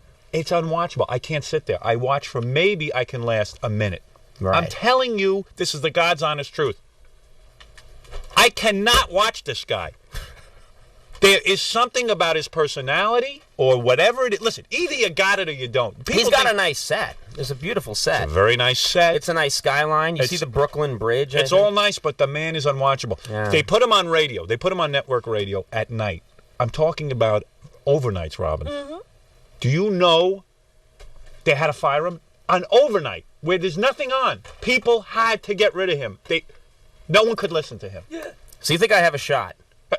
If you can't beat him, you deserve to fire yourself. Okay, all right. You really do. I will do it. You have to say to yourself, listen, I am no longer in the business. Okay. I'm unavailable to do talk shows. What would I do then? What do you see next? Do a for me sitcom like that? Alan Thicke. Be the next door guy? Do anything. But don't. What is it, Jackie Puppet? Do you know, late at night when I'm lying in the corner and nobody's working me, Uh-huh. even I'm more interesting than Tom Snyder. Has Tom come in here and done the show? No, Tom is an idiot. Tom is. I wouldn't allow Tom in. Actually, I would allow Tom in. I'd allow anyone in. He was down there when I came in. I did an interview with Tom Snyder once. I saw this. Yeah. This was Costas. It was fantastic. It was highly rated, and it had nothing to do with Tom Snyder. I was brilliant. I was so on fire. Remember, Robin, you were there. You were great that day. There were fireworks. The only clips I've seen are the two of you just shouting at each other. Yes, he's such a pussy. He didn't want to emote his true emotions. I went in there and I said, listen, you're awful. And that was it. Boom. It went into a whole thing. I said, what's with you? I came in to plug a tape. I thought I was going to talk to Bob Costas. I'm sitting here with Tom Snyder, a scrub. It's unbelievable. It's like my uncle getting a talk show, Tom Snyder. He's so awful. And the only reason, listen, if Letterman wanted somebody strong to follow him, it makes him look worse. He looks old and tired if somebody big comes in and is a big gun. So for you not to be able to beat Tom Snyder, it's really, you have to beat him. All right. Well, you've encouraged me. I feel good now. Of course I've encouraged you. Absolutely. You've taken me under your wing in a way. But I mean, in a way, it's more pressure, because if you don't beat Tom Snyder, I mean, think about what's going to happen to you. You'd give me a job. No, I wouldn't. What do you mean? I could just if work you're a around the loser office. or no job. No? You have to win. I could work a puppet. But there's a lot of I'm telling you, Howard, I could work a puppet. There's a lot of pressure on Conan right now. All right. Are you feeling it? Not really. I'm bearing up well. We've been doing well. We're beating all our 12:30 competition right now. Who We're is doing your competition? Great. I don't know. Okay. There's this. Okay, good point, Howard. If you do get fired, now we're reading in the paper that you're going to get fired. It's not going to happen. Already It's not. replaced Look, they were saying, I haven't been on the air for 2 weeks now. There's no film in the camera. Why are they saying? I was in. Did you contact the president? Is in all Littlefield, fairness, right? in all fairness, Howard. In all Right. fairness, they've been saying this. I've been living this for the year and a half now. It doesn't mean, I've been hearing this constantly for a year and a half. So now I just have an immunity to it. I'll tell you this. Greg Kinnear thought he was going to replace you. Mm-hmm. Let me tell you something right now. Greg Kinnear is not replacing you. Greg Kinnear is a jackass. He's no talent. I will not sit I'll tell here you and what listen he's to good this. at. Why not? Yes, you will. Okay. He'll sit here. Let me tell you something about this guy. I'll tell you why you're safe from Greg Kinnear. Why is that? I would bet you right now all the money in the world that they will not put Greg Kinnear on instead of you. You know Greg Kinnear's show does not beat an infomercial. Greg Kinnear is on after you. You talk about having no competition. He's on at 1:30 at night, this guy, and they put on infomercials at that time, and Greg Kinnear. Do you know the infomercials either tie or beat him? But they're really good infomercials. Have you seen the infomercials? Yeah, they're really terrific. No, they are. They're good. Can you imagine? They're well produced. Which one do you like? I don't know. Susan Powder, I think. You like her? I think she's terrific. I think she's a talent, and I intend to work with her in the future. Really? Jackie Puppet, what's going on here? I like the lead press on nails. All right. Let me tell you Hey, you know something. what you gotta do? What's that? You gotta get rid of I'm actually Andy Richter. listening with interest to the puppet. Why? He's got ideas. I'm actually saying, well, maybe the puppet has an idea. Yes? Yes, I do. You gotta get rid of Andy Richter. No. And hire Mrs. David Letterman. You would be a great writer on that show. Very good writer. No, this Greg You gotta Kinnear. get in the press. You start dating an underage Chinese girl. That'll get you some attention. Like All Woody right. Allen? You rape Okay. a 6-year-old at Disneyland. All right. You know, crime is the best publicist in the 90s. I'm actually writing this down. Right. Skin Ricky Lake, like Now, I said. excuse me. I'm talking, Jackie Puppet. You know, the rumor is, if I were to go, and I must say, I believe firmly that will not happen, but I think they're bringing Hee Haw back. Is that right? I think they would put it in my No, slot. let's be serious. Let's be serious for a second. Yes, Greg Father. Kinnear will not get your job. If I'm not saying, I think you are being replaced because who knows? The world of network is very dangerous. I will bet you. You are in a very dangerous. Really, seriously? Yeah. How much? How much money you got? I don't know, like $20. No, what happened? Did you go in and speak to the president of the? No, I haven't. No, nothing has. I swear to God. I mean, No I've one been hearing. comes to talk to I've been you? hearing there's been as much in the paper about Conan. Rumors about me. There, 12 months ago, 14 months ago that there are now. Now, what happened with the contract? They wouldn't give you a long-term contract? Was I that never it? really had a long-term contract. I mean, I didn't have a great bargaining position when I came in. It's not like I said, look, I'm not coming into this job unless you give me 10 years and $13 million a year. Right. So I've never had, actually. Bargaining That's very position. silly, yeah. You got to wait a while. Once you get in there, and the I'm show a young gets more, punk, yeah, Right. Once you the show know. gets more established, then you'll sock it to him for more money. Yeah. All right. Then I'll bring you in and you'll You negotiate. still got time to get out before they crack down on welfare. Oh, that was a good one, actually. He's a guest. He gets a good one and he gets carried away. Oh, listen, he'll laugh at himself now for an hour. Listen to him over there.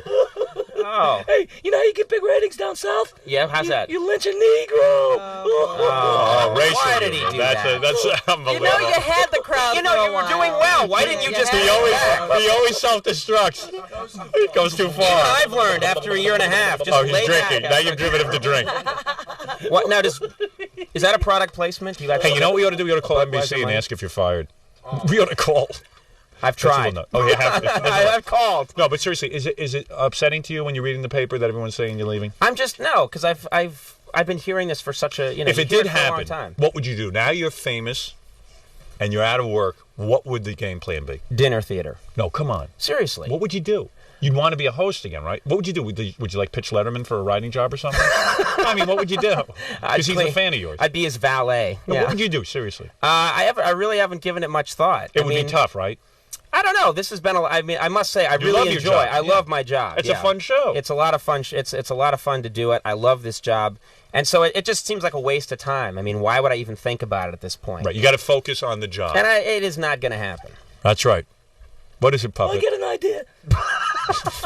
You know what you do? What is that? You say you're a homo, and then they'll be scared to fire you. Wait a minute. There you go. There you go, Jackie Puppet. Oh. Right. And make it a whole legal thing. That's a good... That's very good. Meanwhile, Conan's getting laid like crazy. Is he? Oh, yeah. You don't even read about him. Who is it? I don't know. I forget. Someone told me... well, you told me who your girlfriend was. One of the girls who works on the show. Yeah, I go out with someone on the show. Yeah. Super. Man. Man, that is great. That's so and cool. she's hot? She's a very attractive woman. What does she do? Does she ever model?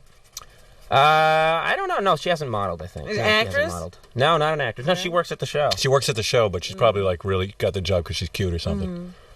Smart woman. Is Very she? smart. Really? Well, she's smart to be with you. Thank you. There you go. Let's lower the lights. Let's have a little mood lighting now. So, Conan. Yes. You're telling me that there's no way you're going to be fired by NBC, but yet they won't give you a long-term contract. If they were afraid of losing you, wouldn't they give you a long-term contract? Well, no, I think in a couple of months. I think in a couple of months you're going to get a long-term contract. Yeah, that's my feeling. Yeah. And Lorne What Michaels. did his contract say? It said exactly. You'll work here. You'll work here. And when you come in, every day you show up, we'll tell you if you're still working here. When I first showed up, right? I was a rube. I walked in. I signed anything. Yeah. I was, I'm happy to get the job. I'm happy to do it. Yeah, I guess. I don't know. Who was I to throw my weight around a year and a half ago? Would they have you sign the contract in invisible ink? So in case That's right. Lemon juice. Right. It's in lemon juice. It's a lot of pressure Conan's under. A lot of pressure. But I'm handling it well. Don't I look well? Yeah, you look fine. I mean, you look good. Robin, I look well, don't Yeah, you look good. You You're don't really look like skinny, you're though. sinking under the pressure. You think he looks skinny? Yeah, you don't have AIDS, do you? Oh, Jackie Puppet. Oh, Conan. Always end on a surefire. Conan. Always end with the crowd-pleasing material.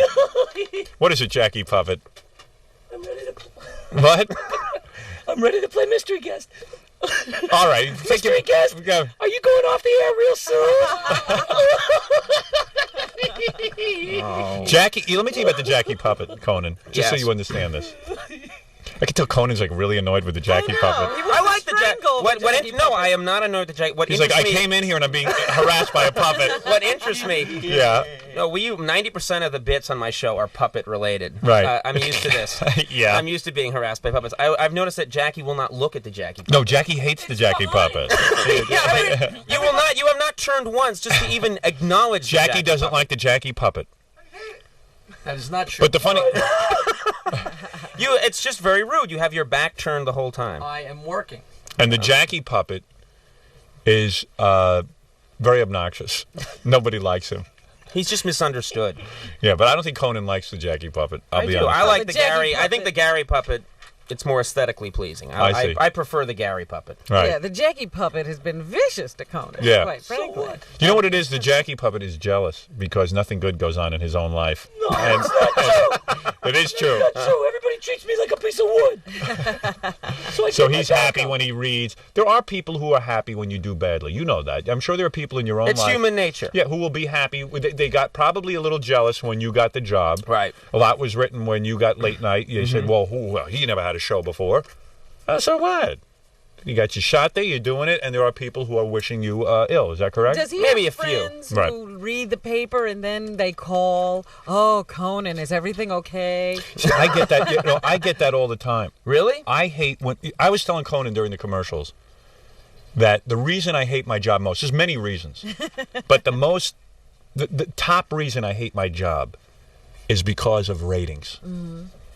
And you get the spin that people put on him in the news media. I'm number one everywhere I go, and yet if I drop 1/10 of a point, I get nuts. I want to kill myself. And Robin will tell you about it. Oh, True? it's ridiculous. So Robin has to come in and then try to cheer me up. She goes, "Are you crazy? We're number one everywhere." I have to slap him around. Stop crying, you Jew! Hey, that's a half Jew. Whining, complaining Jew! Now you're a puppet. You bastard. I'm down 1/10 of a point! Oh! Where's the wailing wall? Oh! Now, Jackie Puppet. And you're cheap, too! I gotta tell you, the puppet finally got a laugh out of Jackie. Yeah, he did. I love it when you're down. You can be sure that Jackie wrote that line for the puppet. Jackie will now turn and face the puppet. The plan was to have, that was the nice. plan was to have the puppet talk to Conan. Jackie you. Yeah, right. That's okay. All's fair in love and war, Jackie Puppet. Look, I just, But why do you get depressed at this point? I get depressed because I feel rejection. I feel like I haven't done my job somehow. I feel like I've done a horrible job. He immediately assumes that it was something he did. Right. See, I always assume that I go through those things because it's still new. It's a year and a half. No, later. it never changes. You mean 8 years from now? 8 years, 20 years from now, you'll still go through it. It doesn't matter because you want to be on top. Something Jackie Puppet wouldn't know because he's a loser, and that's why he loses. He doesn't care. Oh, yeah, you gotta find, Oh, come on. Here you are sitting here, you're complaining because you're down a tenth of a point. And Richard, I'm not down a tenth of a point. And Richard Pryor is lying there with MS. And you're complaining. That is pretty funny, though. He's lying there with MS. Oh, boy. You're laughing at a poor Jackie Puppet's happy about that. You're just jealous, Jackie, because you never had the career Richard Pryor had. You know what? He thinks a slot is open now in the comedy circuit. Right. Okay. I'm trying to interview Conan about things. That poor Mooly. All right. Okay. Oh my. When did you become Italian, Jackie Puppet? Changing ethnicity. All right, hold on over there, please, Jackie Puppet. I'm trying to talk to Conan. Conan, I apologize. You've done the best you can to create a good interview environment. I'm trying my best. And look what happened. It's completely wrong. It's completely wrong what he's saying. Now, too bad. He's very upset. He's just jealous of you because you have a show. But do you have supportive friends, or do you have the kind of friends who like to yank your crank when things are going bad? They like to yank my crank. Or are there certain people in your life who come up to you and go, "Oh, I read about it in the paper." They do it under the guise of being upset. Are you okay? Is everything okay? Come on, tell the truth. No, honestly, actually, I have real good friends. I got the same, the same. Yeah, but even like your girlfriend, doesn't she come in like go, "What I read in the paper, is that true? Should I start packing my bags? Should I start seeing someone else?" Should I call Greg Kinnear? Do you think the girlfriend will stay with you if you do lose the TV show? Or does she go with the hard show? To say. Yeah, of course she would. Yeah. You think she'd stay? Yeah. I'll still have a lot of money. Let's call her. Yeah. Yeah. How long has this been going on? I don't know. 2 years? Oh, no. About 9 months or something. Oh, really? Yeah. Yeah, he dumped the L.A. girl, remember? Oh, you did? Oh, that's right. No, I can't keep track of you. Womanizer. Hey, Conan, when you go down in the ratings, does your girlfriend get drier? Oh, Jackie Puppet. Tasteless. Absolutely tasteless. It's amazing. You think, well, he's hit bottom now. Right. I think he has hit bottom. Low and then you find a new low. When he's drinking over there. Put down the beer. You're getting too loaded. Jackie Puppet, a real bottom feeder. Conan, let's just say that the show is on at 12:30 at night. Yes. You continue to grow in the ratings. Yeah, we're doing well, actually. You're doing Are well. they going up? Yeah. Yeah? Yeah. Well, then you get your girlfriend in the bad place when they go up. This is all going to end in a group hug. Let's all hug now. Puppet too. All right, Puppet. Conan, listen. I hope you get to keep the show. Yeah, I hope so. Are you working hard at it? You getting in there? He gets in there 10 o'clock in the morning. He's working his ass off. Yeah? I believe you just got to plug away.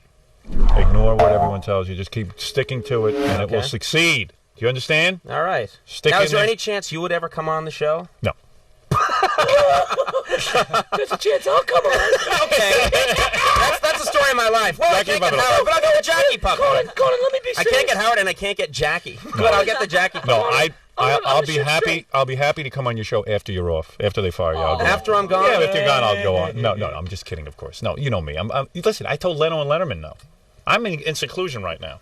I'm going through a whole thing. But my show has an appeal. Theirs doesn't. Is that right? All right, let me know. think about it.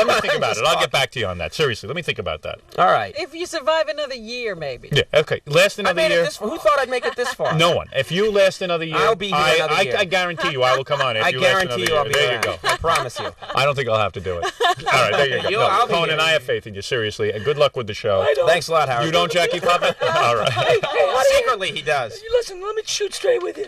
You're in a very disposable form of media. He gets very eloquent at the end. And I know that it's easy to get depressed. Now, you know how I handle depression? How's that, Jackie Puppet? I smoke pot and throw urine in my mother's face. We ended on a high. All right, Conan, thanks for coming in. Thank you. The great Conan O'Brien. Hey, Conan, thanks for coming in. Hey, thanks for having me. Anytime. Bye-bye. How did it go, Conan? Sweet. Very sweet. Yeah. Did you like your party? I did enjoy it. It's sort of the party thing didn't last that long. You have already? Yeah. Take care, Conan. Goodbye. Nice to see you all. We'll see you around.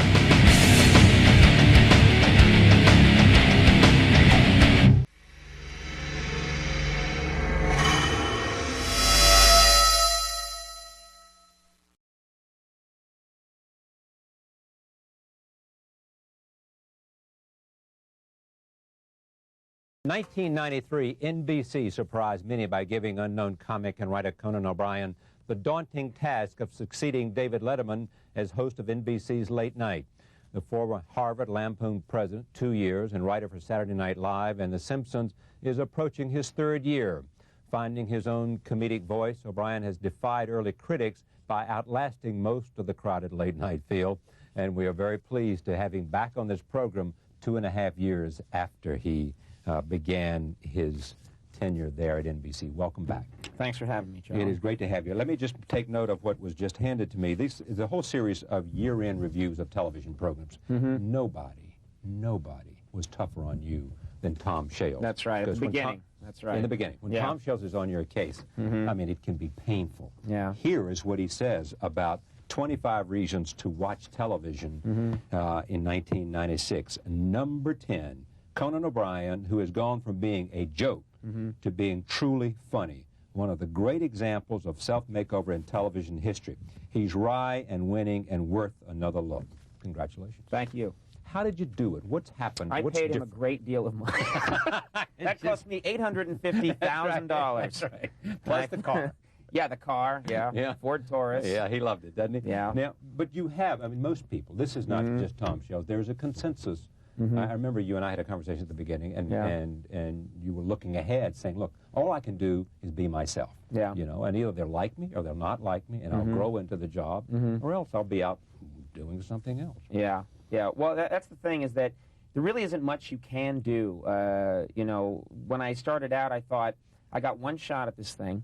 If it doesn't work and I'm off the air in 3 months or 3 weeks, which a lot of people said would happen, I could become a synonym for humorless, bad, failure. And, you know, they might actually put it in the dictionary. Or, you pulled a Conan there. You know? Exactly. You were off the air in 3 weeks. Yeah, exactly. So I remember thinking, I got one shot at this.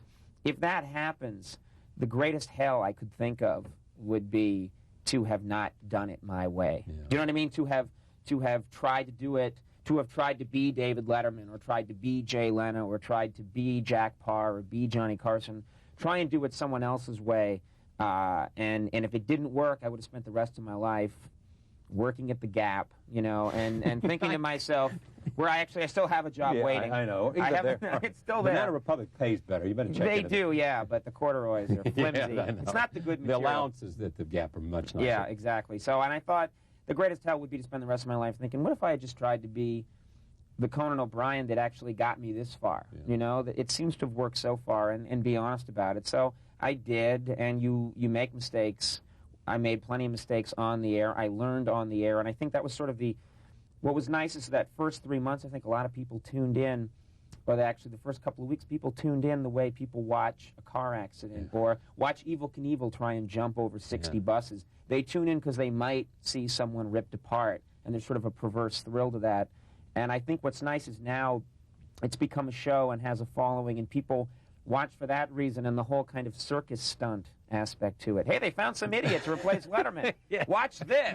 No, you know, everyone's looking. Yeah. How bad can you be? Yeah, Watch exactly. This. You got to see this guy. He's going to get his head taken off. Right. Oh, man.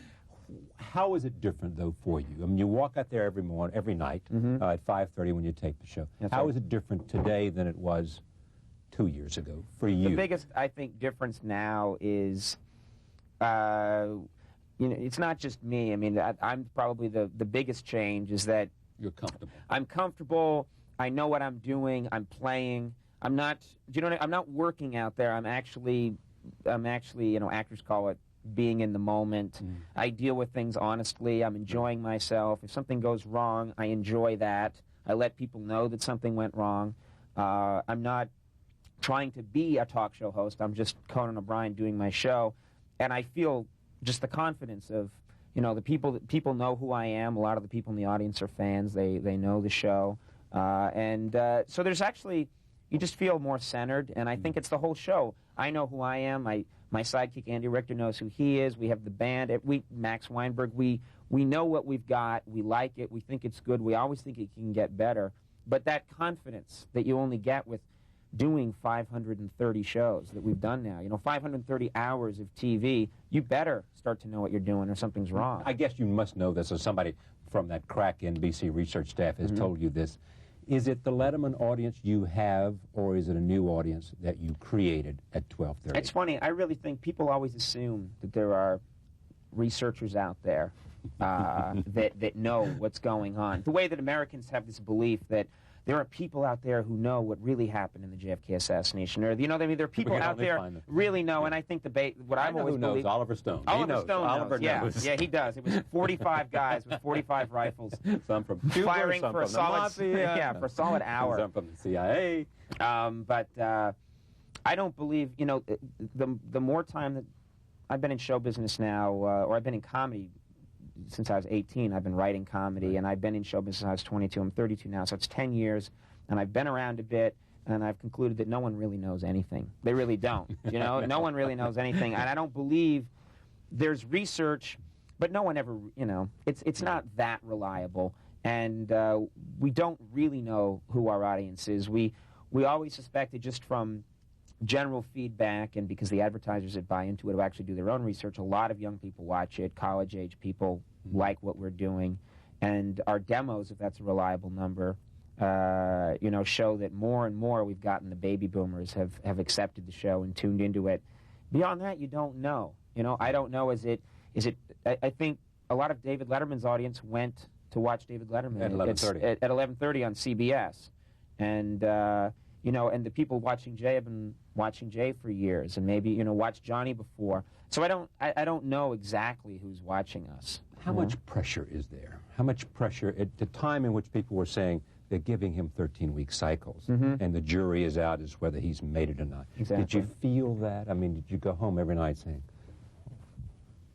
Well, I believe that denial is a powerful tool, Charlie. People, denial and ignorance. Or the notion that nobody knows nothing. I mean, what exactly. Do they know? You know, if you're so smart, you try to do it. It's funny because at the end of the day, the thing that kept me going was, you know, probably a misguided belief or whatever. I just loved doing this, and even in the hardest times, I enjoyed doing this. I have an appetite for it, and I always wanted, even when we did a terrible show and everything went wrong, and I felt, you know, terrible, I always wanted to go and do one the next night to get it back. And of course, that's actually what you need. And who can explain that? You can't really, you know, if you really wanted to psychoanalyze, you'd say, oh, Conan was a middle child. He needs acceptance. This is all very sad. You know what I mean? If there had only been 3 children in his family instead of 6, he would have given up after a couple of weeks. That's what Oliver would have said. He was a middle child. He needed acceptance, and he was driven by that. Yeah, and that's at the end of the day, what I've always had and still have an appetite for it, meaning we can have 4 good shows in a row where a lot of things work. There was something about it that I didn't quite like. I always think maybe tomorrow we can do a little better. If we had a great one, and I don't know what that is. It's the great thing. Forrest Whitaker was on your show. That's right. This evening, and he was on my program as well. He worked on a movie that's enormously exciting and successful, Waiting to Exhale. 2 years out of his life. And he finds out now that it's a big success. You know, he's obviously a talented actor who's had other things to do.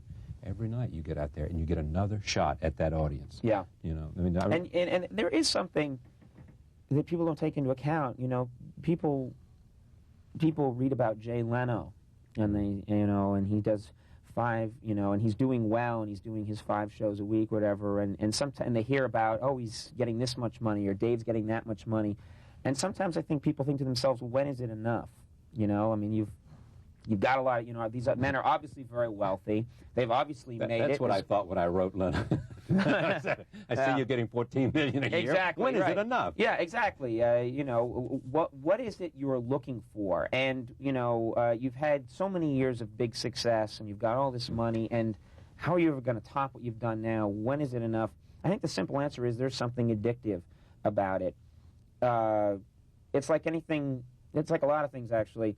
One of these shows has so many variables in it and so many components in it, you can't master all of them on any given night. And so that's what, you know, if you're the kind of personality that probably wants to master something, wants to do it, has, you know, it's like keeping 14 plates spinning in the air. And you're never going to be able to do it all 14 every night. You know, there's a monologue, there's interviewing guests, there's comedy you present, there's music. There's a lot of different aspects to the job. How are you going to do them all well, you know, perfectly well every night? You're not. And if you ever do, that's going to be such a high. You're going to want to go back the next night, do it. That night, everything's messed up, you know, and it just feeds on itself. Did you say you were editor of the Harvard Lampoon 2 years in a row? Has anybody been editor 2 years in a row? I never researched it that much. I didn't want to. I always wanted to say, no, actually, to my knowledge. I was the only one ever. I was afraid that if I looked it up. Theodore Roosevelt, maybe in 1912. That's right. That's right. When, let's see. The magazine was founded in 1876. I think it's the oldest humor magazine in America, and I think it's the oldest in the world, second only to Punch. You know, and so going back to 1876, I'm not sure. I think I was the only person who edited it twice. There might have been someone else. You know, I think, you know, in like 1922 or something, or maybe during one of the wars when there was a shortage of funny people. They were all out killing each other. So I'm not really sure. I didn't want to look it up. But is there some point that you said that I mean, is this the dream that you thought about there when there was an interview or something, maybe with the Crimson, in which you said, what I want is the Conan O'Brien show to be seen?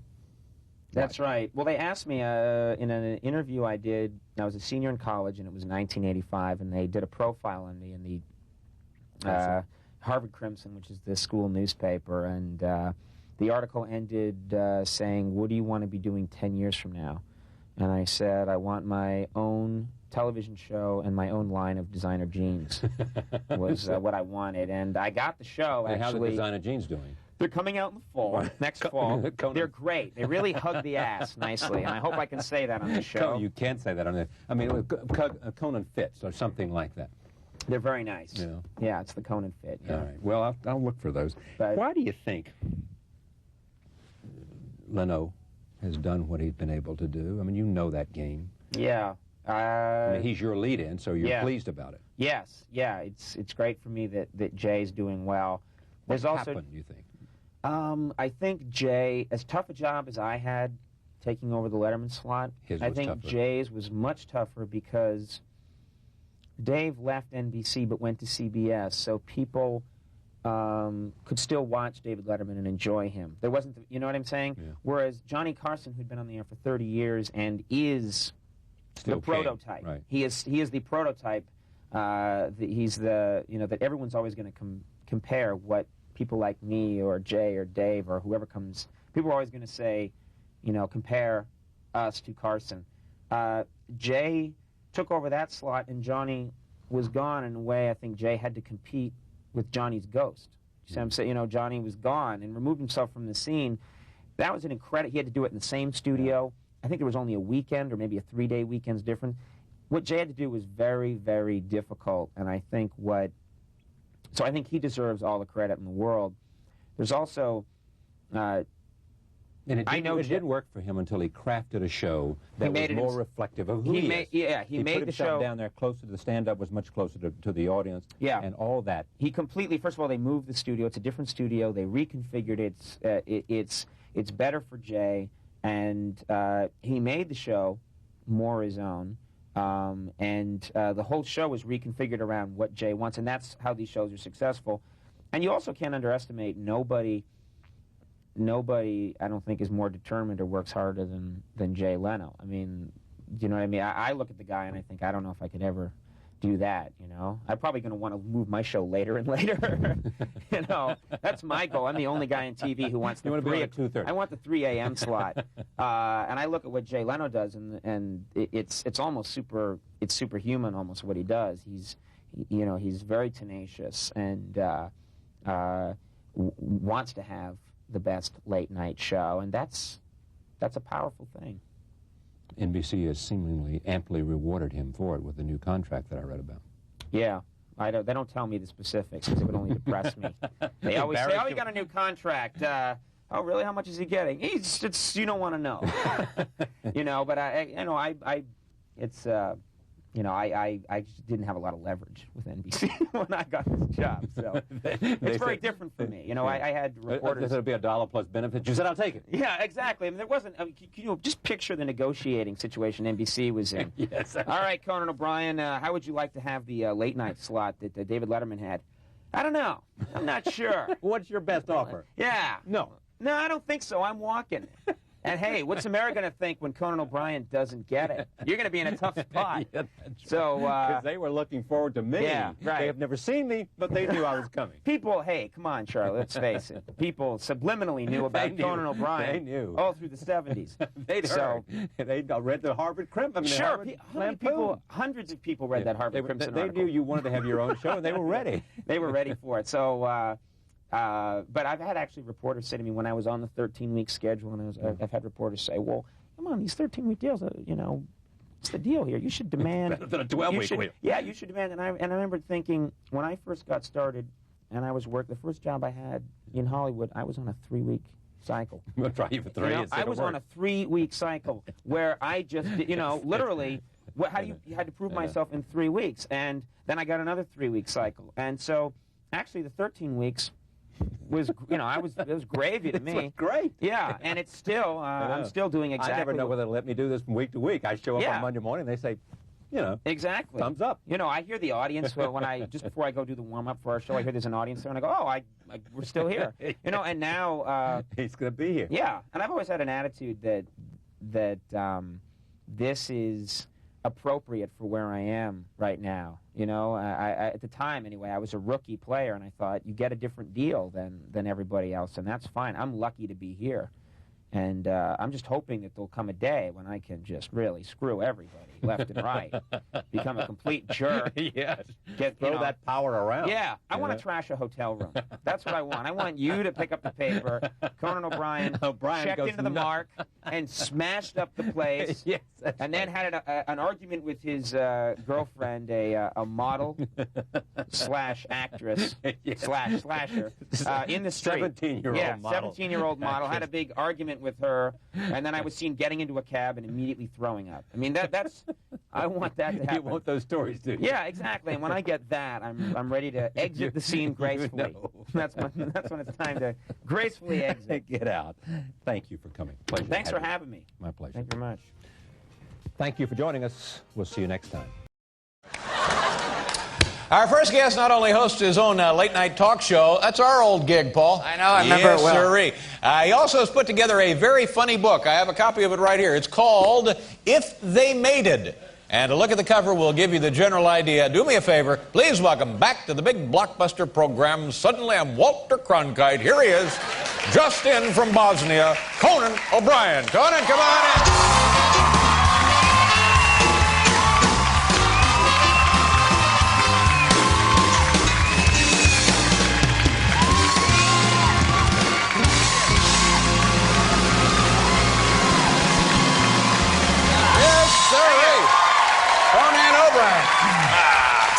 Conan, how the hell are you, buddy? Doing real fine, thank you, Dave. How Nice are to you? see you. Happy Super Bowl weekend. How are our old friends over there at NBC treating you? Pretty good? Everybody's fine. Things are going well for you? Great. Things are going well. It's a big weekend for you and the network because they're covering the Super Bowl 30. Are That's you right. involved? I know they want everybody to be involved in that. If They can. do, and Yeah. the show is, we're in our 3rd season now, and it felt like time to promote my show on the Super Bowl, Dave. Well, how can you, they're just going to do some, we got to buy time? Exactly. I don't know if you're aware, it's $1.2 to $1.3 million for 30 seconds of time on the Super Bowl. Over $1 million for a half-minute commercial. Yeah, but I felt like it's time. You know, we've been on for a while. It's time to go to the next level. So I have that kind of dough? I scraped up as much money as I could get together, Dave. Yeah. I don't know why these people are laughing. I find that offensive. Well, I'm tired of being laughed at, Dave. I'm tired of being everyone's joke, Dave. But laugh away if you will. I scraped together all my funds, and I, Conan O'Brien, bought time to promote my show on the Super Bowl, and we actually... Great deal of respect for you. We Thank have it you. here? Yes, we do have So it here. this is what people will see now. This is what people will see, and I'd like when to they try it watch out Super here. Bowl 30. Roll it, the Conan O'Brien commercial. Here we go. Me! Yeah. Thank you. Thank you. Pretty shrewd. Yeah. Thank you. Thank you very much. I appreciate that. Thank you. That's very, very, very savvy of you to be doing that. Very media savvy. That's gonna, you know what it is? It's not about time, it's about impact. People are gonna see my fat Irish melon. Yeah, they're gonna see it and they're gonna think, I don't know what that is, I gotta watch that guy's show. Exactly. It'd be a lot of stuff like, what the hell's that? Cables on the blink. Now listen, Conan, you're into your third year. That's right, third year. God, We've done over 45,000 shows, I believe. Well, hard to believe, but that's some true. schedule. How do you feel things are going? What kind of feedback do you get? Are you settling into the job? I'm settled in. I'm liquored up every night. People like that. It's a more comfortable Conan. You have an open bar before the show? Open bar before the show. It worked, you know? The first year I was keyed up. It bothered people, and it's much better now. So you're gassed every night. I'm drunk now, Dave. No, it's wrong. Don't applaud. They shouldn't applaud that. That's wrong. No, sir. That's wrong when people do that. It's wrong. I apologize, Dave. That's that was all right. cheap, and I feel bad. So when you go out in the world now... I go out in the world... What is the reaction? What are people... It's interesting, you know. For a while there, it was outright hate, which I absorbed. I find that hard to believe. Oh, I inspire hate in a lot of people, Dave. It's just a charm I have. No, for a while, the first year, people weren't sure. They're like, who does this guy think he is? Sure. Tune in at 12:30. It wasn't you, it was me. And it was a bad scene, man. If I can use that term. And then what happened is I'm finding now that people are more accepting, and I actually... That's good. But there are still humbling experiences. Like what? Well, I went to... recently, we shot a remote. And I went to Cleveland... to the Rock and Roll Hall of Fame. And we shot a remote there. For the show. Exactly. I went to shoot videotape for the show. We get there. Everybody in the world is at this thing. Sure, a lot of big deal. people. And they have a line to get in. And I'm going in there to shoot my remote. And people start signing autographs. Rock stars, people that are there, important people. It's a frenzy. It's a frenzy, and I'm standing near these people, and suddenly people start asking me for my autograph. There you go. You're and they one start of asking me them. for my autograph, and I'm like, what is this? Okay, fine, you know, and I feel good about myself. I start signing autographs and feeling good about myself, and I really thought, I've arrived. We go, we shoot the remote. It takes all day. It's the end of the day now. I'm leaving the Rock and Roll Hall of Fame. Everyone's left. I'm walking through the littered streets. I look down at my feet. My autograph is lying in the gutter. No. True story. It's lying there. Best wishes, Conan O'Brien, in the gutter. Oh! And I'm thinking to myself, you know, people were there. It was part of the frenzy. And someone was just like, hey, yeah, you. And I give it to him. The guy's like, huh? Ah. You know? You know what you need? You know what will make you feel better? A Sousa March. Here we go! We got to do a commercial. We'll be back here with Conan O'Brien, ladies and gentlemen.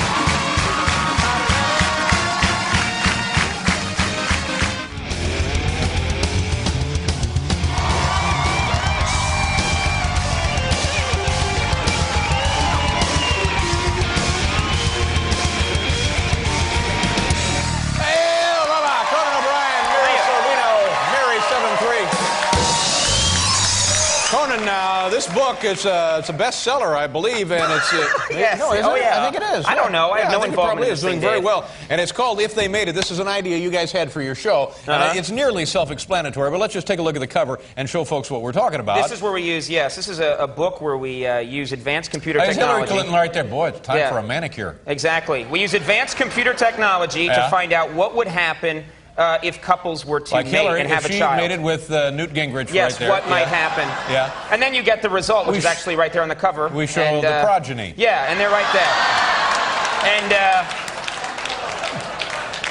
And you've done genetic research to suggest this is accurate. Let me point out.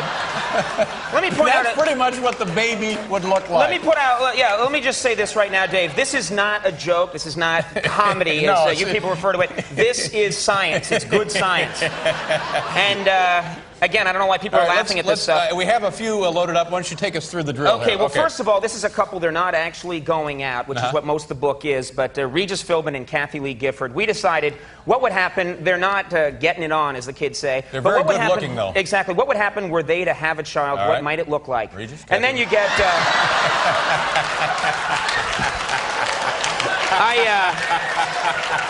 I went to high school with her. Yeah, I dated her, yeah. Every high school in the world has a woman who looks like that. Yes, she's got a good soul. Very nice. Spent a lot of time we looked at a couple that actually just had a baby. We wanted to see what the baby would look like. Of course, I'm talking about Roseanne and Ben Thomas, a very attractive couple. Oh, that's right, sure. What's this child going to look like someday? And we did some testing, and there you go. Yeah. And...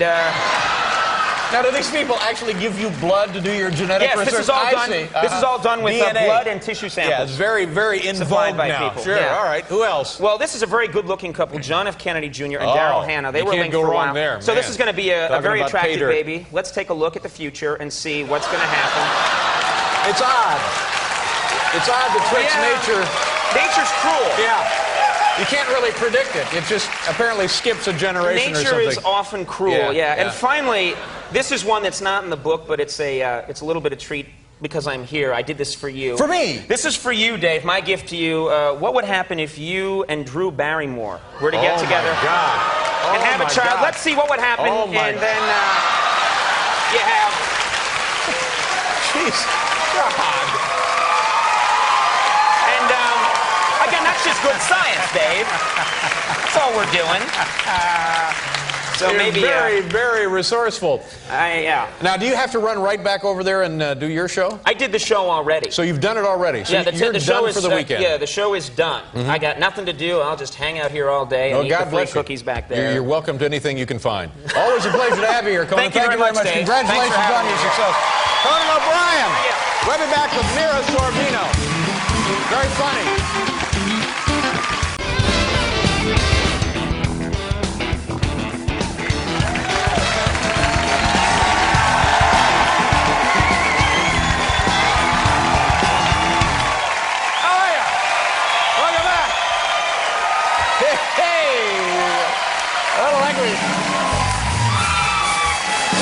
But for a moment there, we had been away at camp. You know, ladies and gentlemen, our first guest not only hosts his own very funny late-night talk show, he also is the leggy cover model featured on this week's issue of TV Guide. Do me a favor, please welcome back our good friend Conan O'Brien. Conan?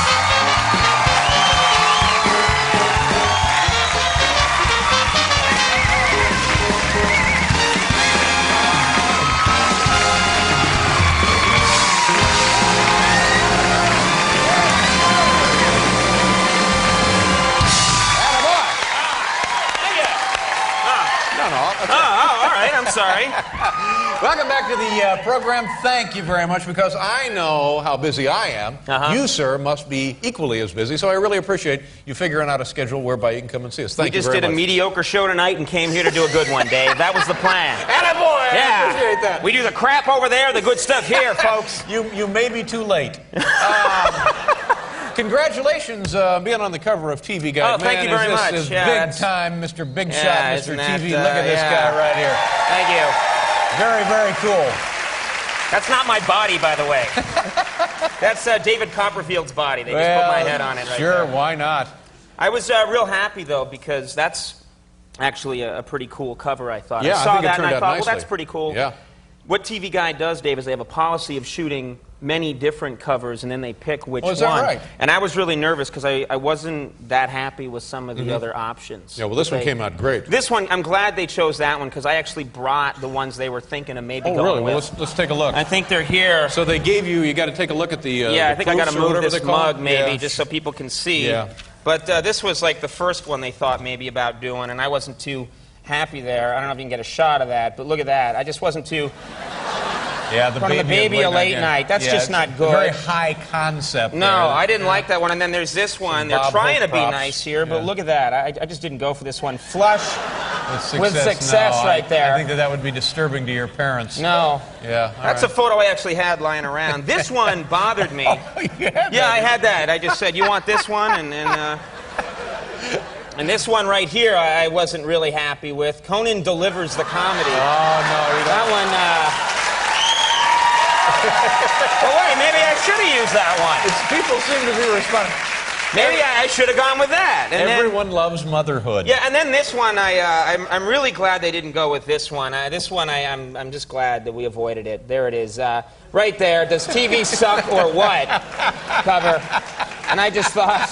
No, I think no. That raises more questions than it answers. Exactly. Yeah, no, exactly. you did a nice job. I don't know. Now, when you were a kid, and you're still not that old, you're not a kid. I'm in my late 50s, Dave. Yeah. I'm aging quickly. Did you watch a lot of television? I did. It a huge? Well, it's a huge influence in everyone's life. Yeah, isn't it? I loved rerun TV when I was a kid. I watched a lot of Hogan's Heroes. Yeah. I remember. And one of Bob the weird... Crane. There he is, Bob Crane, a star that he played. Died mysteriously in a Phoenix hotel room.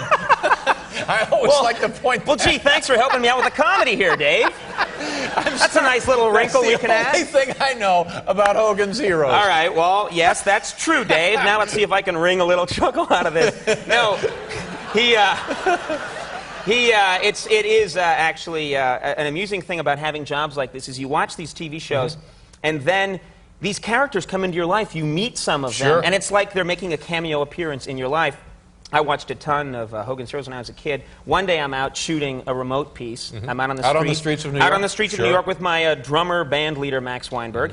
And we're out there and we're shooting this piece, and all of a sudden, rushing around the corner, right on 68th Street, comes Werner Klemperer, who played Colonel Klink. Yeah, sure. And he's walking very quickly, just monocle? like Colonel Klink. He had the monocle, he had the riding crop. No, but he looks just like him. He's walking quickly, walks around the corner and goes, "Hello, Conan, good to see you. The show's doing so well. Give my best to Andy. Hello to Max. I must go now, 30 days in the cooler." And he went right off again, and I thought that's just like having a cameo appearance by Colonel Klink in your life. In your life, yeah. One of the perks of being in show business. Yeah. Exactly. I think he was strangled, Bob Crane.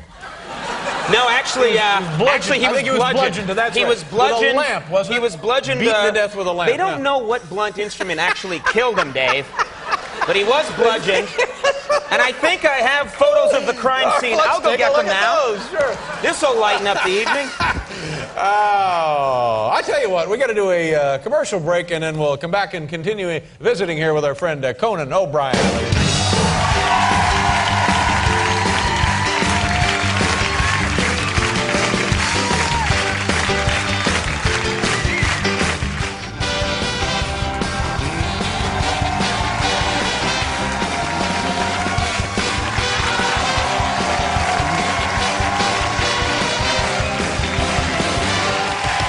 Sir, Conan O'Brien is here, ladies and gentlemen, on the Big Late Show, and also Blues Traveler. Now, Conan, yes. I believe the last time you were here, you referenced having been a guest at the White House. Yes, that's right. I've been invited to the White House. I understand you've been back. I've actually been back. So you've been invited to the White House twice. Yeah, what happened was the president of Ireland, Mary Robinson, very nice woman, was invited to a big state dinner, and so they have to scrape up all the Irish people. Every Irish person living in... I have no illusions about this, Dave. I know why I'm there.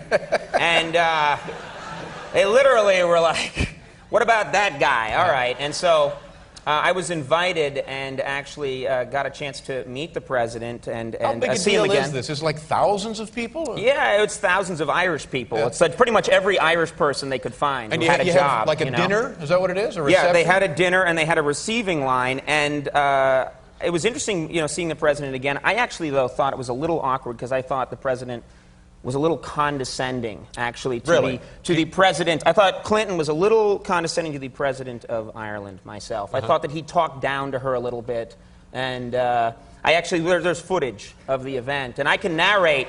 If you want, I'll narrate what exactly happened. Sure, no, absolutely. We have footage. This really happened. This is not... Conan O'Brien at the White House. There's my girlfriend there. There's the president saying, "Hello there, nice to see you." Who is your girlfriend? Let's not talk about that now. Nice to see her back again. Yeah, exactly. And then he says, this is some Irish guy we scraped up. We couldn't get Shaquille O'Neal.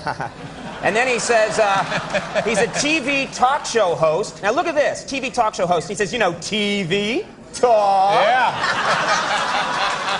And she told him to piss off. And so I thought it was... She had a lovely gown there. I just thought, very nice woman. I just thought, she deserves better than that. You were in, and I don't know when this was, you were in Indiana, my home state. I was in your home state. What the hell were you doing there? I was there on Monday. I was visiting the local affiliate, doing a little stuff for them. It's a great city, isn't it? Yeah.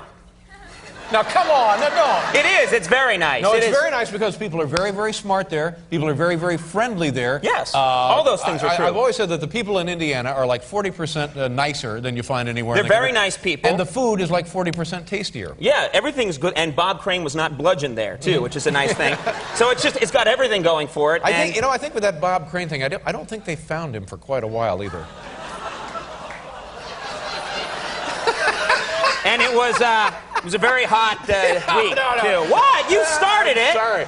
I look up to you. I follow you in these things. So you're in Indianapolis. I'm in Indianapolis. Yeah, and you loved it. It's a great town. It was the best place I'd ever been. And what was nice about it, Dave, what was really nice about it was that I was invited to the Indy 500 Speedway, and I'd never been there. The Indianapolis Motor Speedway. And I know that you're the citadel of speed. Exactly, all those things. And I know that you're a big race fan, so I know you'll be impressed with this. I'm there. Motorsports. And you like the fast cars and the good times. And I get to meet. I get to meet Dale Earnhardt. Dale Earnhardt. Dale Earnhardt. They introduced me to Dale Earnhardt, and yeah. I guess he's a big NASCAR racer, and I meet him. Ironhead. Very nice. Ironhead? Okay, I didn't call him that. Sure, I'm glad. yeah. And I meet him. It's very impressive. And then he told me, and this is true, he said, do you want to take a spin Oh, my God. around the raceway? You got to, sure. I was excited. I thought, this is really great. And I thought I was going to get in the passenger side of his NASCAR. He'll get in the driver's side and drive me around in his cool car. So this really happened. He said, all right, let's go for a spin. We walk outside the garage, and he points to a red Dodge Caravan. Yeah, right. Sure. Seriously, a red Dodge Caravan that would belong to the director of the Indy 500 Speedway. And he says, let's take that, you drive. Well, that's even better. Yeah, King Nerd going around the Indy 500 Speedway in a Dodge Caravan. It doesn't make any difference. It gets better. With Dale Earnhardt sitting next to me. So I get in this thing, I strap in the shoulder thing, you know. I put on ABBA, you know, on the side.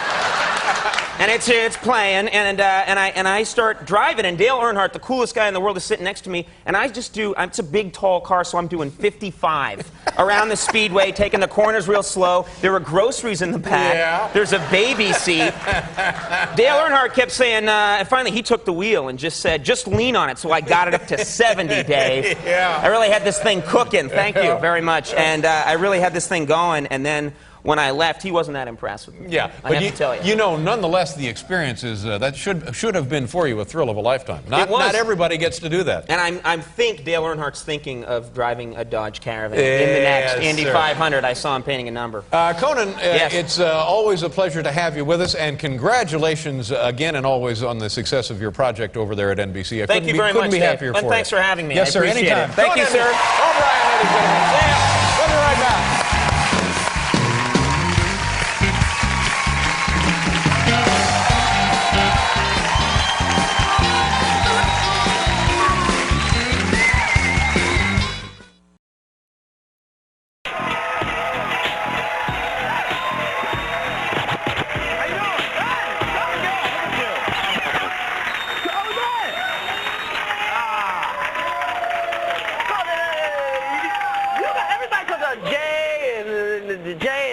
You got the best show by far. Oh, that's nice of you to say.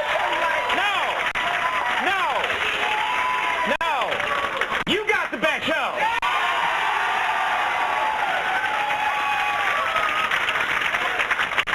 Well, I do.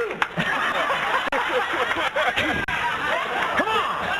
They want to see us fight. They do. You know, they try to get us to fight all the time. Yeah. But the feud's over. Now. The famous feud you and I have always had. Chris Rock, Conan O'Brien feud. We got to end that. We're never going to work together. Never again. You know, after that last movie. I know. No one watched that movie. No. Buddy Cops, I'm Swab, he's neat. No one saw it. No one cared, did they? No one cared. No. He's from Harvard. He's an ex-con. Can you guess which one? That was the name of the movie. Can you guess which one? Yeah.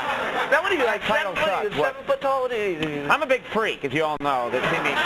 People are stunned. You're a big freak like Wilt Chamberlain's a freak? Yeah, well, no, not that way. I don't get that kind of action, but I get...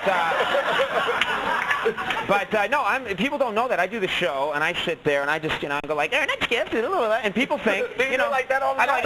You've seen the show, and then people see me in person. Can you introduce Ben Vereen right now? That's right. Ben Vereen. And so people see me in person. So if the Pope came on, how would you introduce him? The Pope. I work for this man.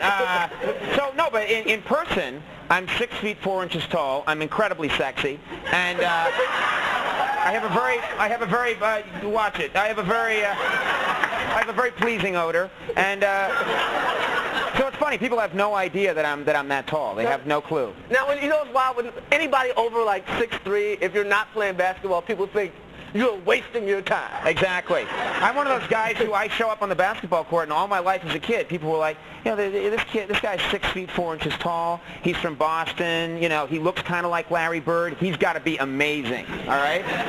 And the problem is I lack one small thing, which is coordination. And on the basketball court, I'm like a guy on stilts. I'm like, whoa.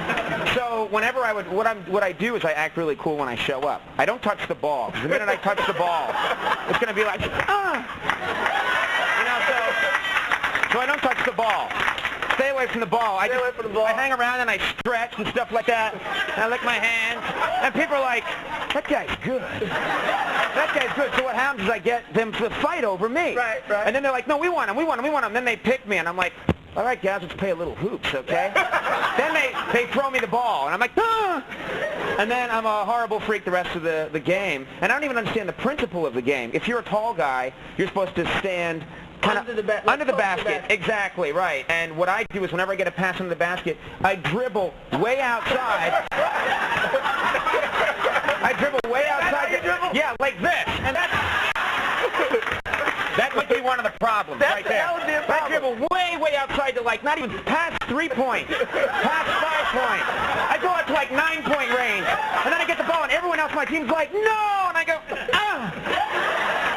And it dribbles away on my feet.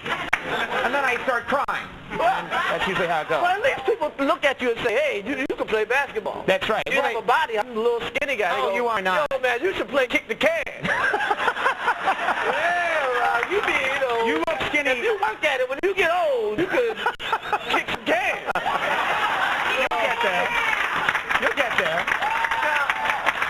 Now, your show, like your whole thing, you came out of pretty much out of nowhere. Now, are people like coming up to you? Like you got like old girlfriends coming up to you, or even girls that paid you no mind coming up to you? Yeah. Well, what's strange is that I'm much different than I was when I was in high school. I mean, when I was in high school, yeah, I got money now, but not that much. When I was in high school, I swear to God, I was this height, very tall guy. I was 155 pounds. Wow. One woman just fainted. And I had bad skin, and my voice is like Barry White now compared to what it was in high school. This is You're like low. Archie or some shit. It was a lot worse. No, Archie. I was like half Archie, half Jughead. I would have loved to have been Archie. And Archette. Yeah, little known character. And so what I would like to do, I didn't have girlfriends back then. I think the thing to do is I think now I'm ready to go back to high school. I like to go back now because it's like when I watch Beverly Hills 90210, I look at those people and I think all those kids are in their early 30s, all right? They know how to dress. They've got clean skin. They have money. They know how to talk to the ladies. They drive around in sports cars. I would like to go back to high school now, and I think it'd be a lot more fun. I think you should go back too. You know what's funny? Every now and then I bump into some girl and she goes, I used to have a crush on you. I'm like, no, you didn't. Then why did you fucking the basketball player? Yeah. You had a crush on me, yeah, right? Yeah. You crushed my heart. It's gonna be all right. Oh my God, what was running? Conan, it's been great having you here. No, it's been great to have you here. Now, I understand something you want to do for the crowd. Yeah, there kind of is. I do my show on network. I do it on NBC. And you have such an amazing audience here. And this show is, you do. You just do.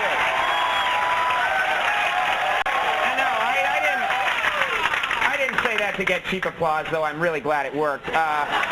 But this is cable and it's different, and I thought it's a such a different crowd than what I'm used to. Is it okay if I try some material that I've always wanted to do that I never get to do on my show? Is it okay if I do that?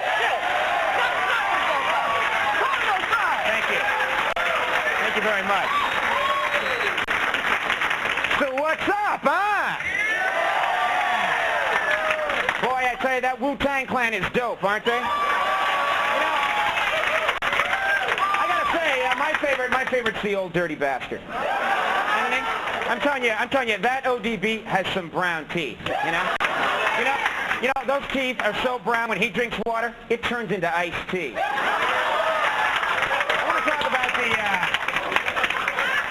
I want to talk about women for just a second. I saw a girl at a party last night, and I'm telling you, her weave was looking real savage. I'm telling you, her weave was so bad, it needed a perm. You know what I'm saying?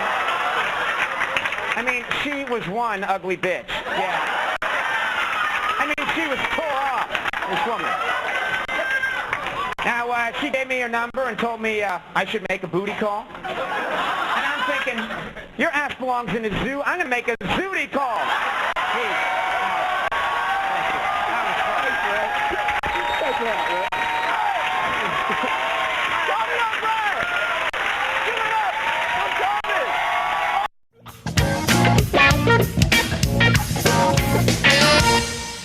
Mein nächster Gast, meine Damen und Herren, ist der neue große Star am amerikanischen Late-Night-Himmel. Seit 4 Jahren moderiert er 5-mal die Woche seine Late-Night-Show beim erfolgreichsten amerikanischen Fernsehsender NBC aus New York. Heute bei uns zu Gast, herzlich willkommen, Conan O'Brien.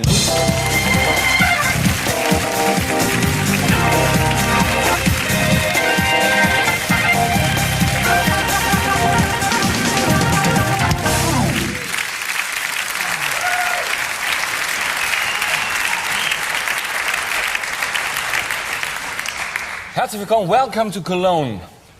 Thank you very much. Vielen Dank, ich freue mich, dass ich hier bin. Es ist fantastisch. Das erste Mal in Deutschland, das erste Mal in Köln? Das erste Mal überhaupt für mich in Deutschland, ja. Ich war noch nie hier. Wir sind gestern Abend spät angekommen und die Stadt ist echt gut. Ich liebe es ja auch, dass man immer wieder Bier bekommt nachgeschenkt, bevor du überhaupt fertig bist. Das gibt es sonst nirgendwo. Nur hier. Ja, das ist Kölsch, das küt bei uns vom Hetze. Wie wir sagen, local slang. It's great. Ich meine, normalerweise, wenn amerikanische Gäste zu uns kommen, sehen sie eigentlich Europa in 2,5 Tagen. Heidelberg, Wien, Budapest, bis zu St. Pauli und zurück nach Amerika. Haben Sie länger Zeit oder müssen Sie auch gleich wieder nach drüben? No, I'm going to do the American Nein, ich bleibe ein bisschen länger. Ich mache allerdings auch die amerikanische Tour. Ich gehe direkt zu McDonald's, wenn ich also hier ankomme, das habe ich schon gemacht. Dann gehe ich ins Kino, dann schaue ich mir einen amerikanischen Film an, dann fahre ich wieder nach Amerika und ich sage, Deutschland ist toll. Ja. That's how it happens. So ist es doch, oder? Für mich hier in Deutschland ist es sehr, sehr hart. Late Night, ein knüppelhartes Geschäft. Es reicht zum Leben, aber man hat kaum Freizeit, man sieht nichts von der Welt. Ich kann nur neidvoll nach New York, nach Manhattan schauen. Wie ist es, wenn man in Manhattan eine tägliche Late Night Show moderiert in diesem Schmelztiegel, diese tollen Frauen, diese Milliarden von Dollars, die da gezahlt werden. Was ist das für ein Gefühl, wenn man dann hierher aufs Land kommt? No, it's great here. Naja, When we do a late aber es ist echt gut hier, muss man schon sagen. Wenn man eine Late-Night-Show macht, kommt man nie raus. Du bist ja ein gutes Beispiel.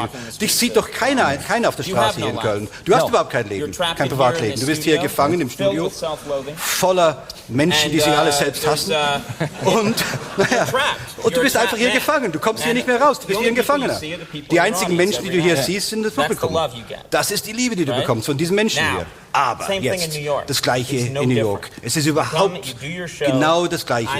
Man macht seine Sendung und ich bin dann abends da drin. Und ich sehe sehr selten schöne Frauen, nur diejenigen, die in der Sendung sind. Das ist ja diese Supermodels, die also vorbeischauen. Zum Beispiel, ich habe gehört... Supermodels, ja. Sind die...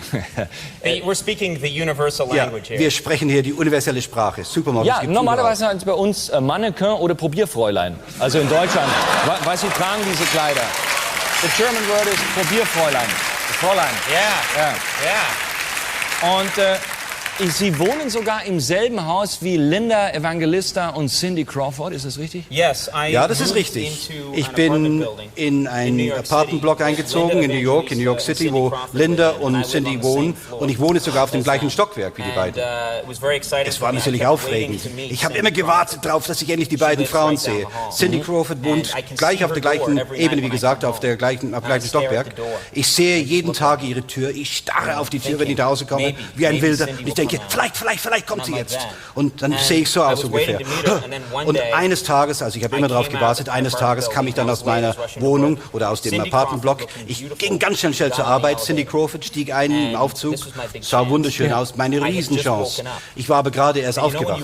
Und weißt du, wie es ist, wenn du gerade wach wirst? Du bist noch nicht so weit, du kannst nicht denken, du bist langsam. Ich war also völlig verschlafen, ich habe Cindy gesehen und ich habe versucht, ihr etwas zu sagen, aber ich sagte, du schaust fantastisch aus. Und so ungefähr klang das eben auch. Und sie guckte mich an, ein bisschen komisch, und sagte, ich bin Conan O'Brien von der Sendung, freue mich. Und so ungefähr habe ich mit ihr gesprochen, ich mag doch diese Sendung, Cindy. Und ich hatte mir noch nicht mal die Zähne geputzt, natürlich. Und sie war total erschrocken, sie guckte mich entsetzt an. Und dann, als die Tür aufging, lief sie davon, so schnell sie konnte. Und das war meine einzige Chance, Cindy Crawford kennenzulernen. Nichts ist passiert. War das noch die Zeit, als Sie noch mit Richard Gere verheiratet waren? Ja, damals noch verheiratet mit ihm. Ich dachte, dass ich besser sei als Richard Gere. Ich bin schöner. Ich habe auch schon große Filme gemacht. Die wurden nie gezeigt, aber gemacht habe ich sie. Und ich dachte, dass sie meine Freundin sein sollte. Ich bin doch der Bessere, oder? Der größte doch ganz klar. Unterschied muss man doch wohl sagen. Der größte Unterschied ist, im Gegensatz zu Richard Gere sind Sie ja schließlich nicht dauernd weg. Ja, keiner weiß, dass wir so groß sind. Keiner weiß, dass du so groß bist, Nein, oder? das täuscht im Fernsehen. Unglaublich. Ja? Ja, genau. Denn die Menschen denken wahrscheinlich, dass du nur Durchschnittsgröße hast. Aber du bist wahrscheinlich so, du bist, glaube ich, 2,20 Meter, 2,40 Meter. Ja, wenn er da rauskommt, jeden Abend in der Sendung, reagiert das Publikum überhaupt nicht, denn die haben Angst vor dir. Du bist so groß, verdammt groß. Es ist einfach für sie schlimm. Die haben Angst. The audience doesn't react. Wie heißt das? Was sagst du? Das Publikum reagiert nicht. War das Ihr Eindruck, dass das Publikum heute nicht reagiert hat, als ich rauskam? Nun, die haben irgendwie gezögert, als du rausgekommen bist. Ja. Nur ganz kurz. Und dann plötzlich haben sie sich ständig kaputt gelacht, eine Stunde lang. Ja, so war das heute, oder? So war das doch heute.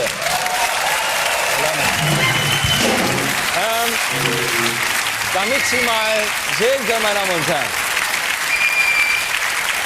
damit Sie sich mal ein Bild machen können, wie anders Late Night in Amerika aussieht, diese dort noch sehr junge Fernsehgattung, haben wir Ihnen einen kleinen Ausschnitt zusammengestellt aus der Late Night mit Conan O'Brien. Bitte schön.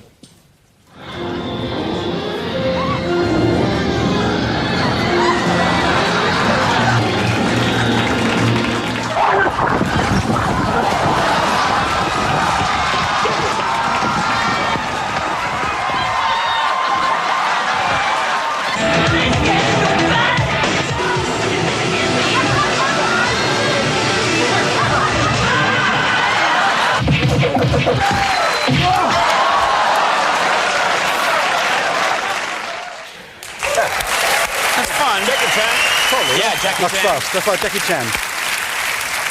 Sie haben auch eine Band? Pardon me? Sie haben eine Band in Ihrer... A band? Ja, in Ihrer Show? Yeah, we have music on the show. Ja, yes. natürlich haben wir Musik, ja, klar. Ein großartiger Max Weinberg, der sogar schon mal für Bruce Springsteen früher gespielt hat. Yeah, he used to play with Ja, Bruce richtig. Er war früher bei Bruce Springsteen und jetzt ist er bei uns. Also seine Karriere ist jetzt natürlich am Ende alles kaputt, alles vorbei, Nein, aber immerhin. Das nicht wirklich. Wie ist das, wenn Sie zu Ihren Eltern kommen? Ihre Eltern, Sie leben in Boston. That's right. Und Richtig, ja. sind Ärzte, also Sie selber sind ja sozusagen on top ausgebildet. Harvard und studiert, Magna Cum Laude abgeschlossen, ein richtiger Intellektueller. Wenn Sie zurück zu Ihren Eltern kommen und Ihre Eltern sehen das, was Sie die Woche über machen, wie reagieren Ihre Eltern? They're very upset. Die sind total niedergeschmettert. Die denken, dass ich etwas Gutes machen sollte für die Welt. Das tue ich auch nicht. Aber ehrlich gesagt, ich war eine Zeit lang Autor. Ich habe bei The Simpsons geschrieben, einige Zeit lang, einige Jahre lang. Meine Arbeit haben sie eigentlich immer geschätzt und sie freuen sich, dass ich ganz gut verdiene. Das würde mich mal interessieren. Money. Man liest hier in Deutschland bei uns so wahnsinnige Zahlen. Wie viel verdient man als Late-Night-Moderator in Amerika? How much do I make, was ich verdiene im Vergleich zu anderen, nun, ich lebe nicht schlecht, ich bin ganz glücklich mit dem, was ich so verdiene, aber im Vergleich zu David Letterman oder Jay Leno, also mit den ganz Großen, verdiene ich fast überhaupt nichts. Ich bin ein armer Schlucker. Ich arbeite praktisch kostenlos, umsonst im Vergleich zu den anderen. Ja, ich kann das nachvollziehen. Aber ich bin glücklich. Ciao. I'm not in it for the money. Ich mache ja nicht wegen des Geldes, natürlich nicht. I do not do this for the Ich money. mache nicht das Ganze hier wegen des Geldes. Ich tue es einfach für die geistige, für die spirituelle Erfüllung. Das ist es, was nach diesen Worten habe ich immer gesucht und endlich ist es mal formuliert. Ja. Stürzen Sie sich noch heute ins Kölner Nachtleben, wenn die Show jetzt hier vorbei ist? Ich habe gehört, dass du mich ausführen würdest. Ist das richtig? Man hat mir gesagt, dass wir beide so ein paar Drinks dann zu uns nehmen würden. Aber das hat dich jetzt nicht überzeugt. Du glaubst es mir nicht. Du hast nur okay gesagt. Okay, das heißt nein. Das heißt doch nur nein. Ich will das richtig hören.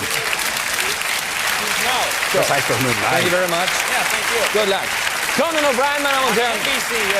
On NBC Europe, jede Nacht um 11 Uhr. Und wer morgen kommt, der sagt Ihnen jetzt Walter Freiwald. Bis morgen.